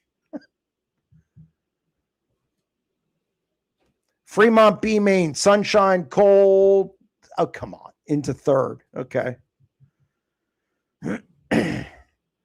If Todd does his own streaming, I hope he doesn't receive the same backlash PA has received. Oh. Probably one of the big problems for the PA deal is the some of the problems they've had with it. When we did ours, when we had SprintCarUnlimited.tv, when you're charging per race, you better nail it. Okay, you better have a good show. It means no audio problems and no actual stream problems where they can see it. You can only have one camera as long as they can see it. Okay, so they've had some issues with that. And I think, so, I mean, we had complaints, but it was the cost, and that's fine. It's no big deal. I see Utica Rome Speedway is on flow, but they are dirt car modified, not STSS. Is that because the track has a contract with Flow? Yes. They have a contract with Flow in place.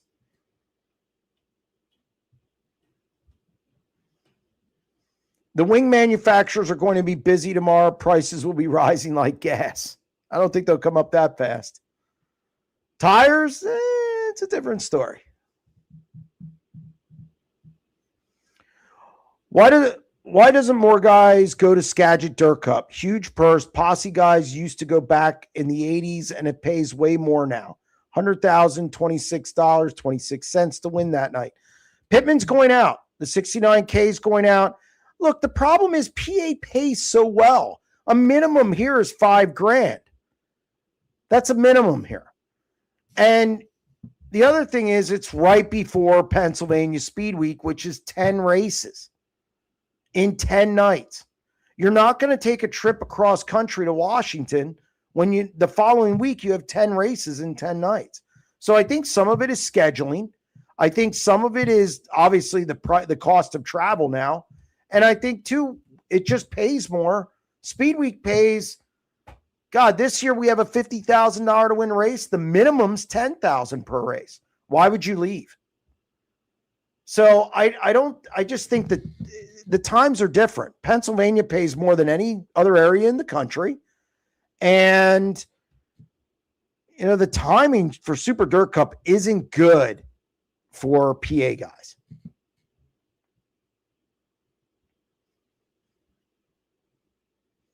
A lot of quarter midget drivers turned out to be good qualifiers, a.k.a. Paul McMahon. Good point. Very good point.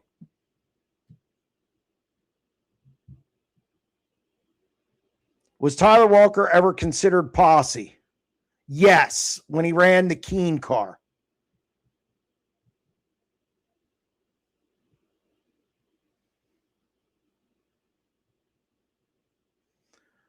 Was it odd to you? There's a lot of things that are odd to me. Was it odd to you there were a lot of engine issues and swap outs at the Grove last Saturday? I think there was at least 4 engine replacements, or is this considered normal? No, I think the air was pretty good. Again, if Lance is in here, I don't know if he bowed out. The air was pretty good here. And, I mean, Chase Dietz had one let go. I know he was one. I think Jedrzejek had an engine change, if I'm not mistaken. Those are the two that I'm aware of off the top of my head. But the air was pretty good, a little cooler. You start throwing that in the equation, you could have some pop. And I think some of it's coincidence. It's not normal, though. Jeremy, Austin McCarl wins 2 features in a row. Is as big of news as Kasey Kahne winning an outlaw feature. Prove me wrong. Look at the quality of field. How many top 10 drivers were in those 2 races? I'm not disparaging Austin McCarl. He needed a good weekend, and he got it. 13th to 1st in any sprint car race is pretty good. And winning at Knoxville and beating Ryan Timms is good. But Kasey Kahne passed David Gravel. He held off, and then held him off, and then held off Sheldon Haudenschild. And Chase Dietz was lurking. Top 4 were on the front stretch, in the first quarter of the front stretch, at the same time, dicing in lap traffic. And from a standpoint of importance to the sport, it's not even close. Kasey Kahne's a bigger name. Whether we like it, we agree with it, doesn't matter. It's to the fans, it was bigger. Now look, again, Austin McCarl had a great weekend, and I know he was in line to win. He had a shot Sunday. He was running second to Ryan Timms when they had a 4-car crash that took out the top 4 guys. And he had a great weekend. Not diminishing that. But Kasey Kahne winning a World of Outlaws race and then backing it up with a 5th place finish. Especially since it was at Williams Grove yet, national stage, that's tough to surpass.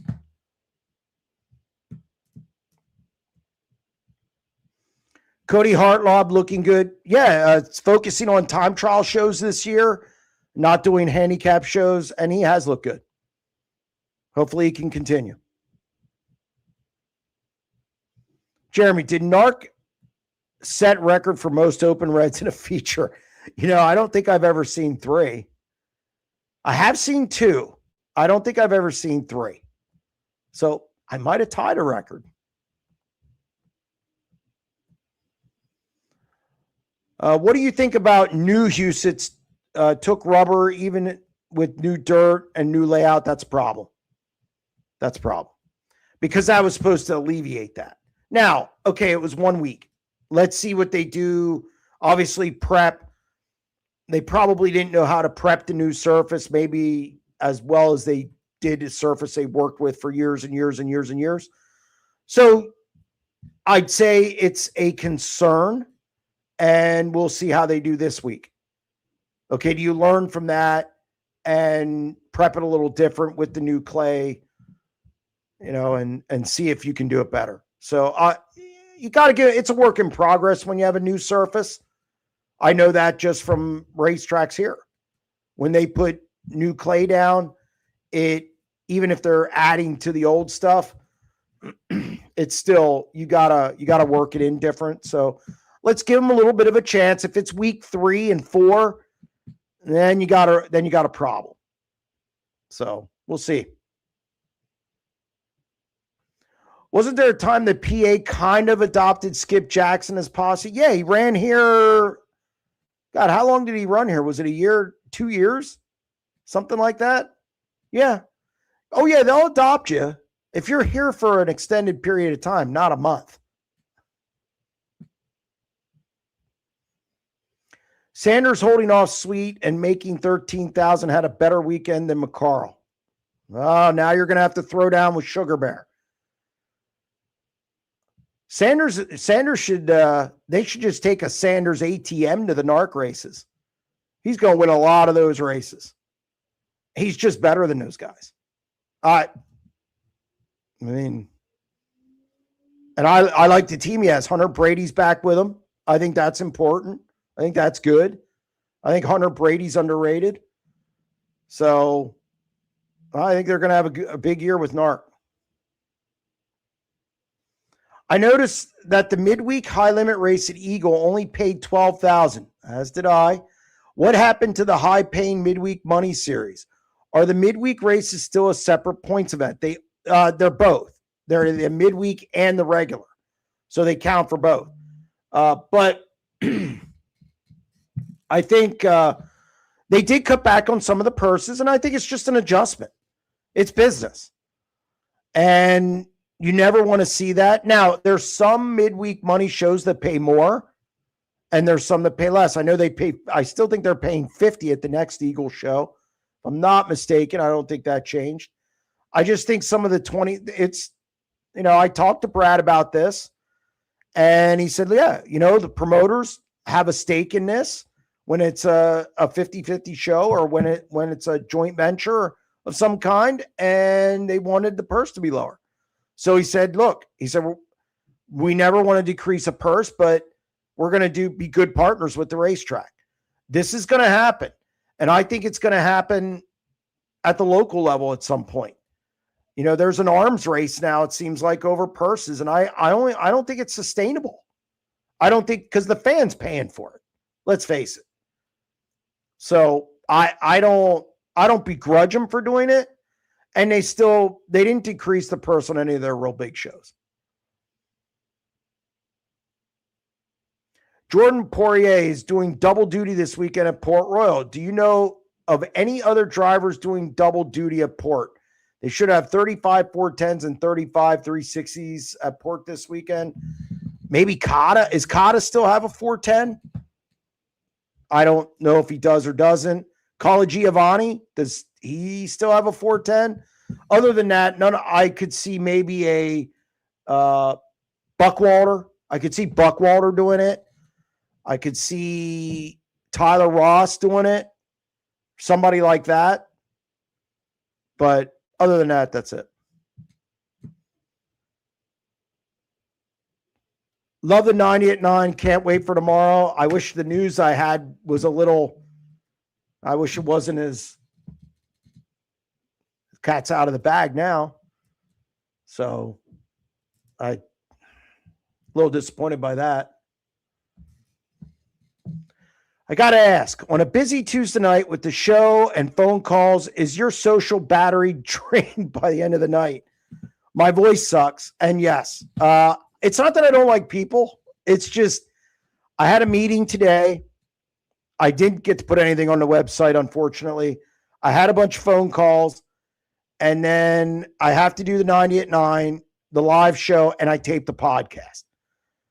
So when I tape all three the same day, my voice sometimes gets funky, as you can hear. How Chaz pulls off a 5.5 hour show, I don't know. And these guys talk for, even like a Colin Coward talking for 3 hours straight, or some of these other shows. I couldn't. I mean, maybe if I did it all the time, I would. But today I had the podcast, and after I get done with this, I'll tape the 90 at 9. So, yeah, my cup runneth over. I just really want to watch hockey at that point, and then just kind of wind down. Is the Chaz posse? I have no idea what he is. Chase Dietz running both. Oh, yeah, I forgot. He does have a 360 as well. My bad. I forgot that. Good call.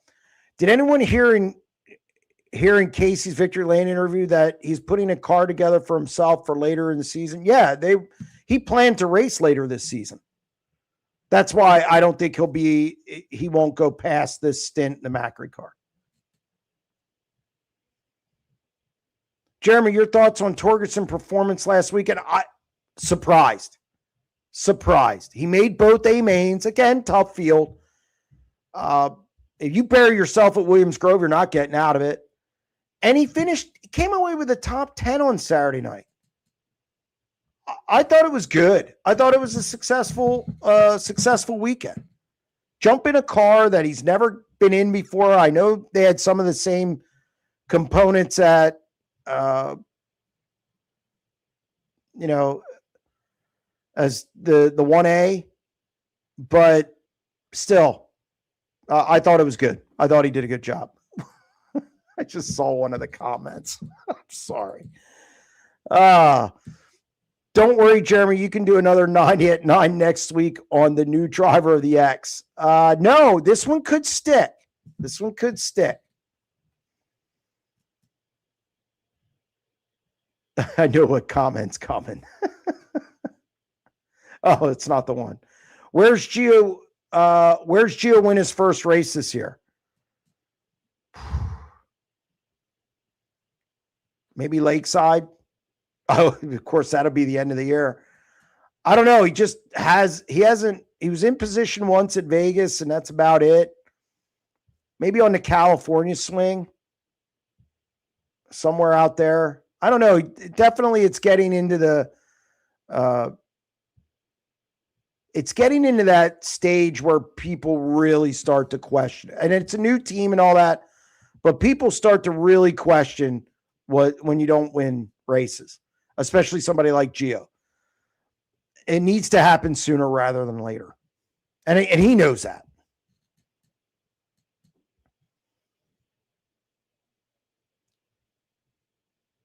And I also don't know the schedule front to back. So caution, Brady Bacon and Bill Baylog. Whew. Why doesn't Williams Grove get someone to sing the national anthem? I appreciate the other tracks that get someone to sing. Yeah, I can't answer that. I don't know. Cheap? I don't know. Maybe no one comes up and asks. I have no idea. No idea. How good is it to see Super Motorsports expanding its speedway more and more?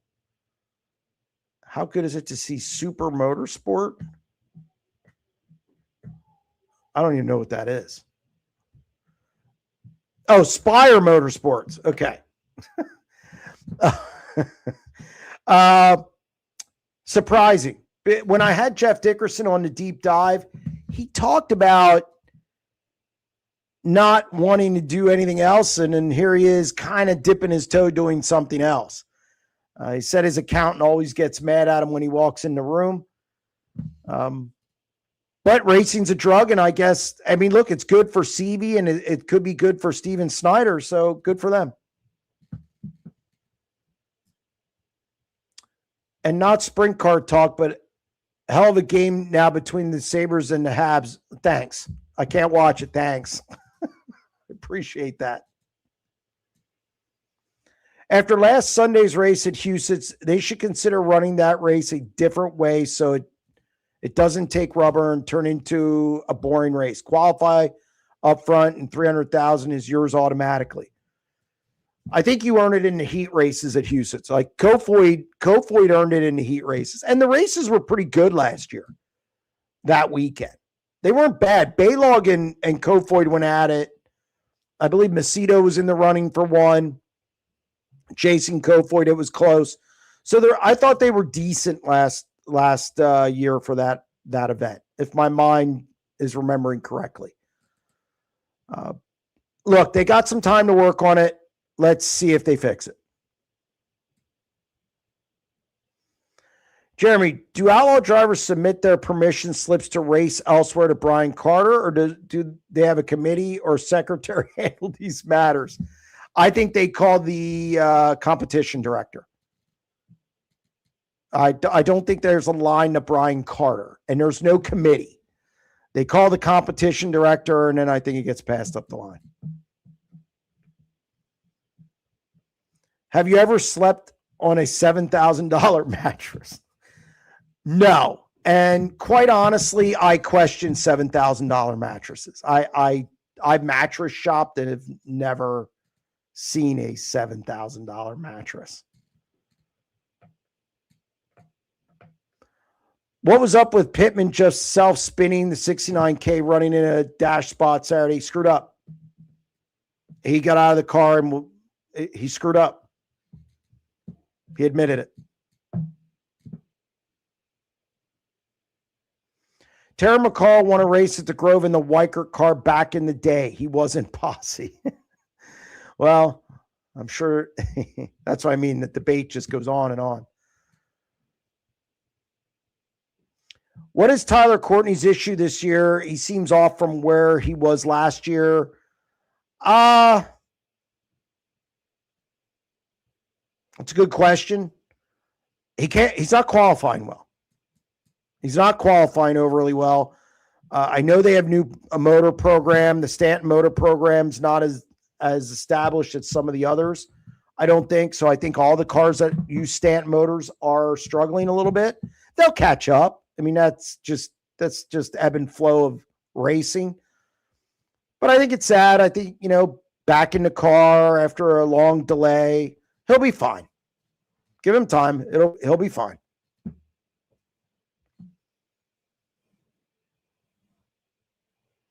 Jeremy, this is the richest sprint car owner sprint cars ever had.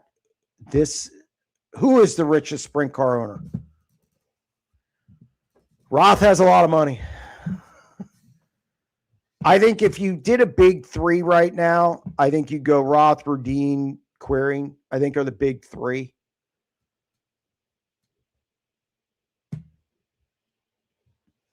What high limit team is going to sell their charter at the end of the year? Surely Spire is in the market. It's a good question. Let's see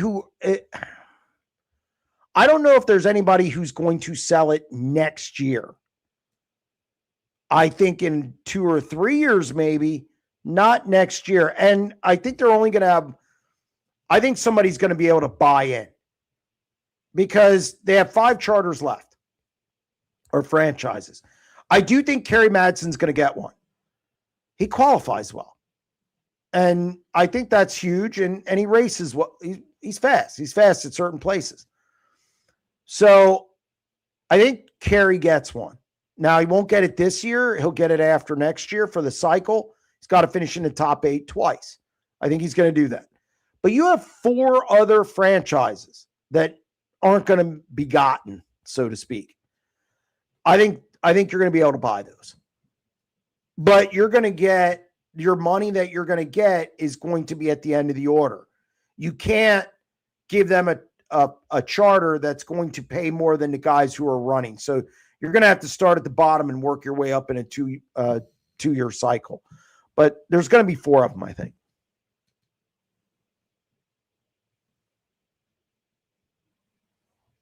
Jeremy, does Davey Brown Sr. still do most of the work on the 69K, like change tires, bars? Now he does a lot. They have a lot of help on that team. And he'll reach down though and put a wrench on the car or put, a turn here, turn there. But he's not grabbing a tire and rolling it across the pit area. They have people to do that. But he's definitely talking to Donnie all the time, and he will put a wrench on the car. So he does his part. Trust me.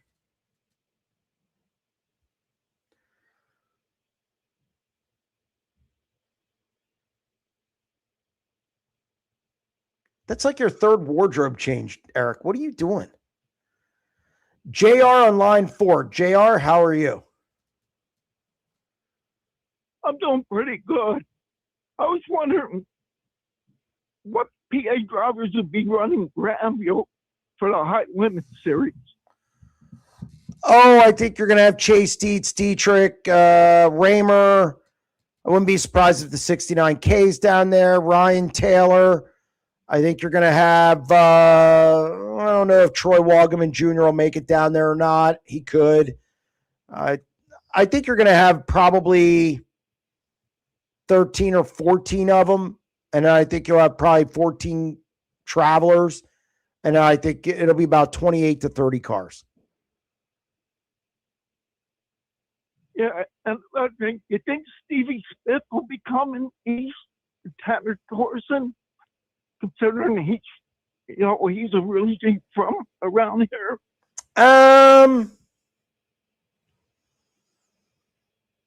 Maybe. I don't know if he'll do that. I mean, that's hard to say. I mean, he is running his business out there. I don't know. Well, I know they're going to have that Stevie Smith race down at Lincoln coming up. Yeah, it's Speed Week. Yeah, it's at the end of June. Yeah, you think he'd be in for that? Yeah, I think he'll be in for that. I absolutely think he'll be in for that. That'll be the end of June. I think June 29th. Okay. And was Ryan Hand down at the pits with Acri over the weekend? No, he was not. No, Ryan Hand was not with Macri over the weekend. I didn't see him. Oh, okay. Okay, I was just wondering. I know Ryan from the modified days. Oh boy, you're going back. Yeah, him and his dad was with the Zemco car. Yep. That's going back a long time. That's how long I know him. Okay, that's it then. All right, JR. Thank you very much. Thanks. Yep. Bye-bye. It's cold down here in my basement office, Eric. Yeah, but you took it off, then you put it on. What are you having, heat flashes? He's shaking his head, yes. Eric, you're a rascal. What are your thoughts on Chase Randall? Qualifying poorly, yet racing very well. Again, has a Stanton motor in the car. I believe. Back with it. I mean, I don't know. It's tough out there. And I think high limit too, a lot of this. Up and down, and Reitzel's always up, which is why he's going to be the champion.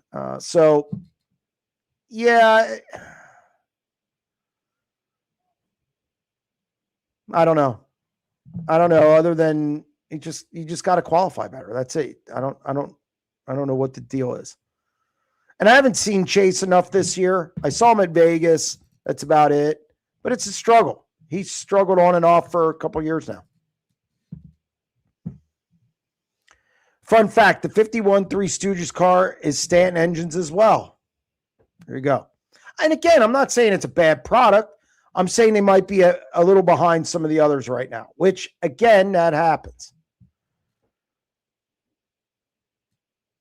Jeremy, who's buying HP engines? Are you saving it for a 90 at 9? Maybe. I'm not at liberty to say it this time. Sorry. Sworn to secrecy. What makes someone posse if they aren't from PA, cult ritual initiations, fire branding? I have no idea. Sugar Bear, if they win, if they do well, they're posse. I don't know. I mean, I've heard so many skewed, twisting, whether it's the car or the driver, it depends. I've heard they tried to claim Shark Racing already, even though they haven't run local in 10 years, 11 years. I think it's got to be a car that runs local here, I think, is the qualifications now, at least today.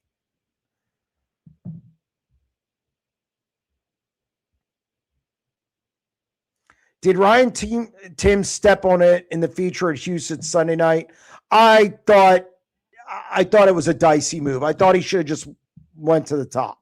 But I think he was trying to I don't know for sure. I think he was trying to maybe block a slider. I don't know, but the lap car was there. I am curious why he didn't go in on the top. If I would have been there, I would have asked him.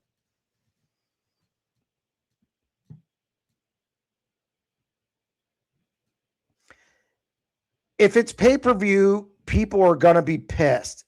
If it isn't done right, and even if it is, people are still going to be pissed at first.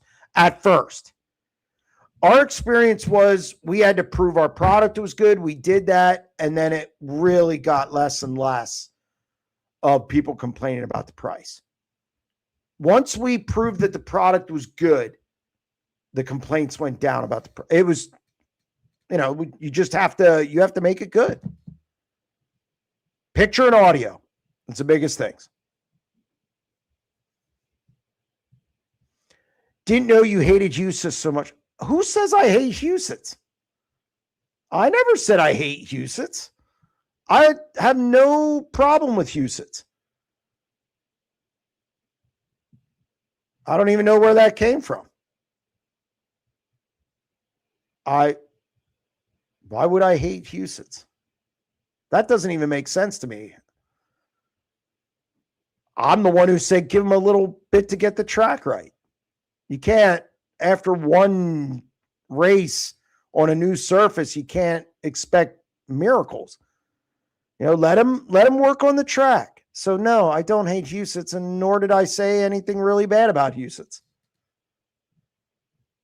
That makes no sense. Which driver has run the most races in PA and not be considered posse?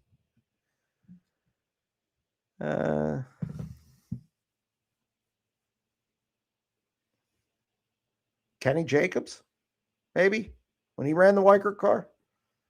That's going back. I don't know. The whole posse thing, again, it's hard to explain.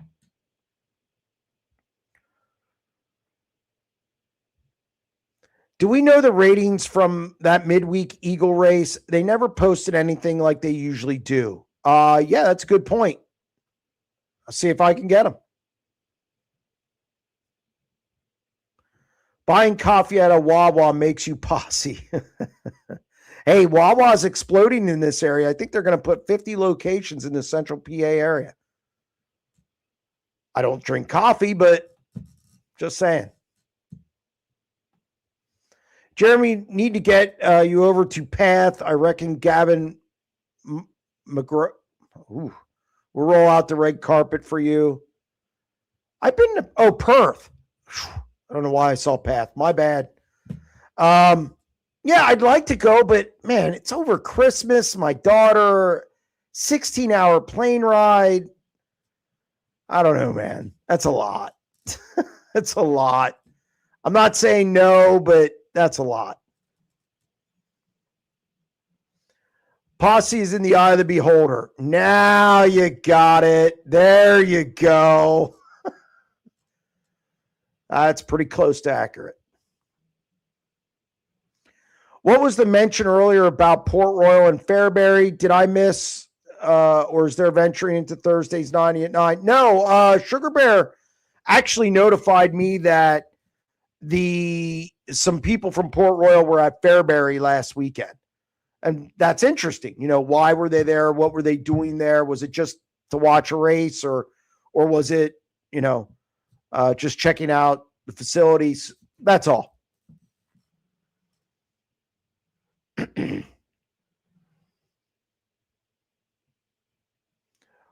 Were Lasowski and Haferteep considered posse when they were Zemco car? No.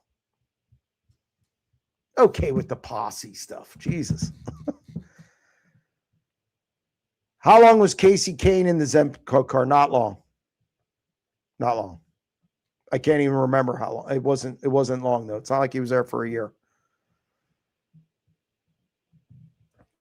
Ever considered a voice coach? No. I'm not getting a voice coach for YouTube.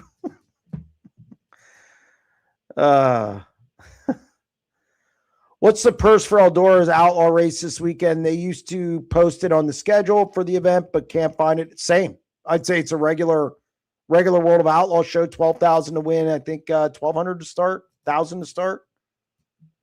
I think it's the same. Both nights. Will Corey Day ever full-time come back to dirt, or now moving? He's on the Larson path now. I'd say he's on the Larson path. That money's too good to pass up. I mean, you get a $3 million deal. Let's just throw a number out there, $2-3 million deal. How do you pass that up? Because you're not going to make that in a sprint car. So I think he's on the path to Cup. And I think he has guys behind him like Larson, Gordon, guys like that. Who gets a win first, Gio or Holmes? Gio.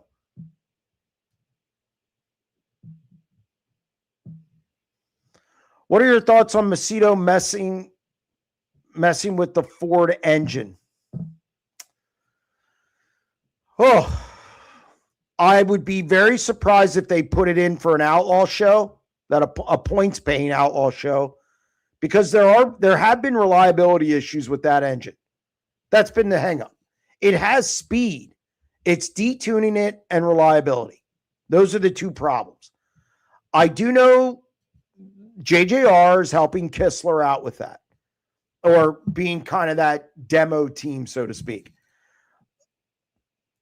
Again, until those reliability issues are guaranteed fixed, or Macedo's out of the World of Outlaws point chase where he can't move, second to third, third to second, or not in contention for the championship, where he's pretty much where he's going to be, I don't foresee that thing being in the car. I could see it being in for, say, the Joker's Jackpot at Eldora. I could see it being in for, if he has another freebie at Eagle for 50 grand, if he runs that, I could see that. Points paying outlaw show, that's a tough sell.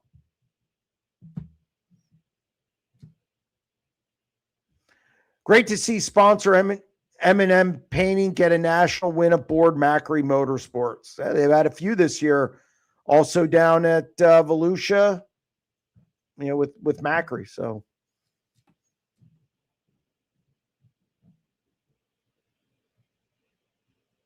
I haven't seen it yet, so I figured I'd ask merch update. I'm in a holding pattern. I took a hit on some things. To be honest, with pay-per-view, and money's a little tight, so I'm being very selective of what I do with it. Need to come up with a couple of advertisers.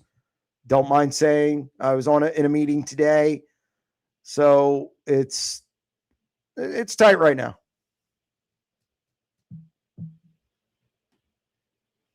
Was Bobby Allen considered posse? Always. Even never was not considered posse that I know of. That was one that no matter where he went, he was considered posse.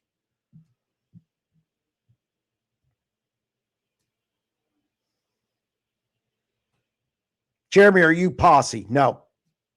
I live here. I've always lived here, but I don't think I could do my job effectively if I had a lean one way or the other, and I don't. I've been critical of the Pennsylvania posse at times. I thought they were going to get their heads kicked in this past weekend. I said that on the podcast, and I was wrong. They performed. Troy Wogman Jr., Kane, if you're counting them. Justin Whittall looked really good. Chase Dietz looked good. Had a motor issue on Saturday and was buried. But the posse did a good job this week. I give him credit. But I'm not posse, no. Hit the like button, 44 likes tonight. Come on, guys. I appreciate that. Ashton and Three Stooges last all year. Yeah, I think so.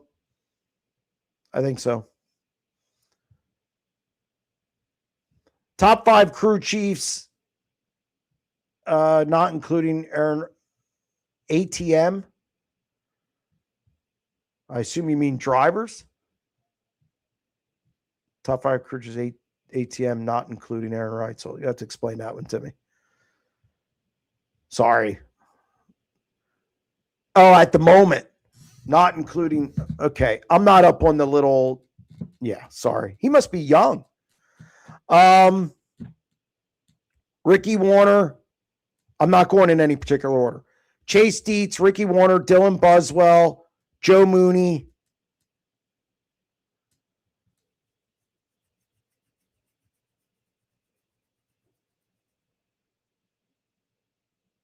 Philip Dietz, Joe Mooney, Ricky Warner, Dylan Buswell. Who am I missing? Missing somebody. Eric Prutzman.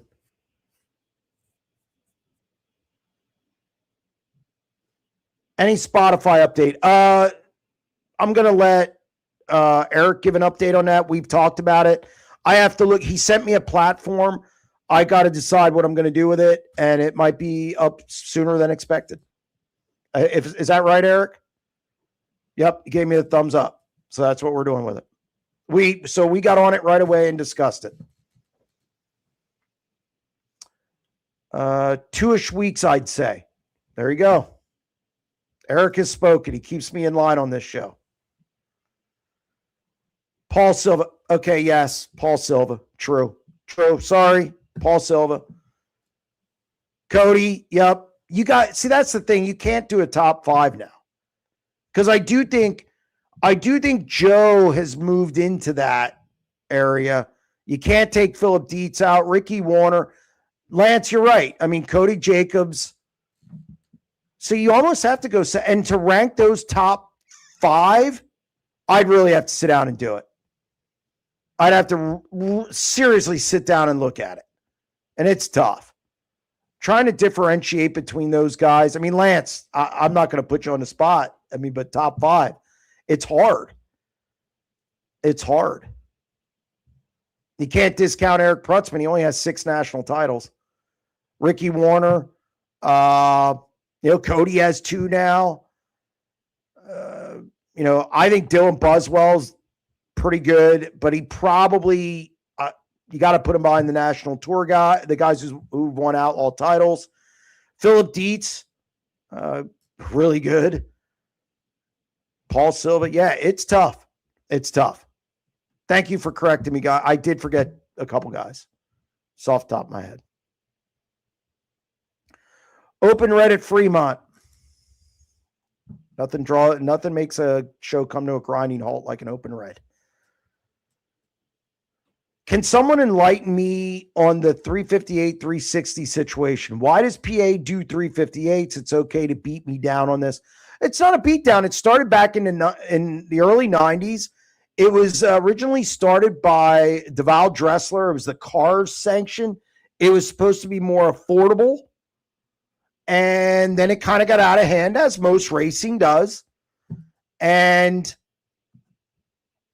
it just morphed from there. But the 358s were this more affordable at the time under Cars, the Cars sanction, and they were getting 50 cars a night. They were killing it. It was so. Then it's just been around ever since. 360s is just about dead in this area. I think the URC race last week at Bedford had 7 360s out of a 13-car field. Wasn't good. To me, 360s, I think they're Knoxville, they're successful. California, they're successful. ASCS, successful. Here, dead. You have ESS to the north. That's fine. But Pennsylvania is just bad. Buffalo, no, we don't want that. Jesus. Narc racing tonight at Fremont. Lauda. It's funny. Who wins the ESS race at Port this weekend? Chase Dietz.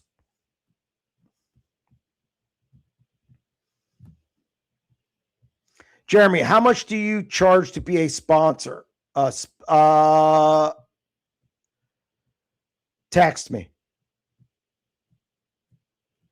Sponsor for what show? The 90 at 9 or the deep dive or this show? Is it a month, 2 months, the rest of the year? I have prices for each. Macedo and 2C last all year. Every week, Lauda. Every week. Every week. Every week you ask me a tough one. But I like it.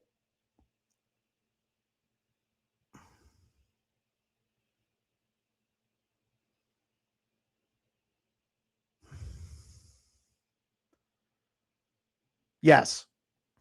Yes. Albeit contentious moments. I'm not, let's put it this way, I'm more sure of the Kasey Kahne bet right now than I am that. But I'm going to say yes. Jeremy, if PA is the posse, is California the cartel? It has been in the past. I don't know right now what it is, but I think it's waning a little bit. Some of the stranglehold on things, it seems to be a little loosened, but yes, at times, I guess. It looks fishy. All right, guys, that's a wrap. Thank you very much. I appreciate everybody joining the chat. And I know we had a race tonight. I didn't even think of Fremont. That's on me, but I wouldn't have moved it anyway. Again, thank you to everyone who joined the show. Appreciate it. And we'll be back next week.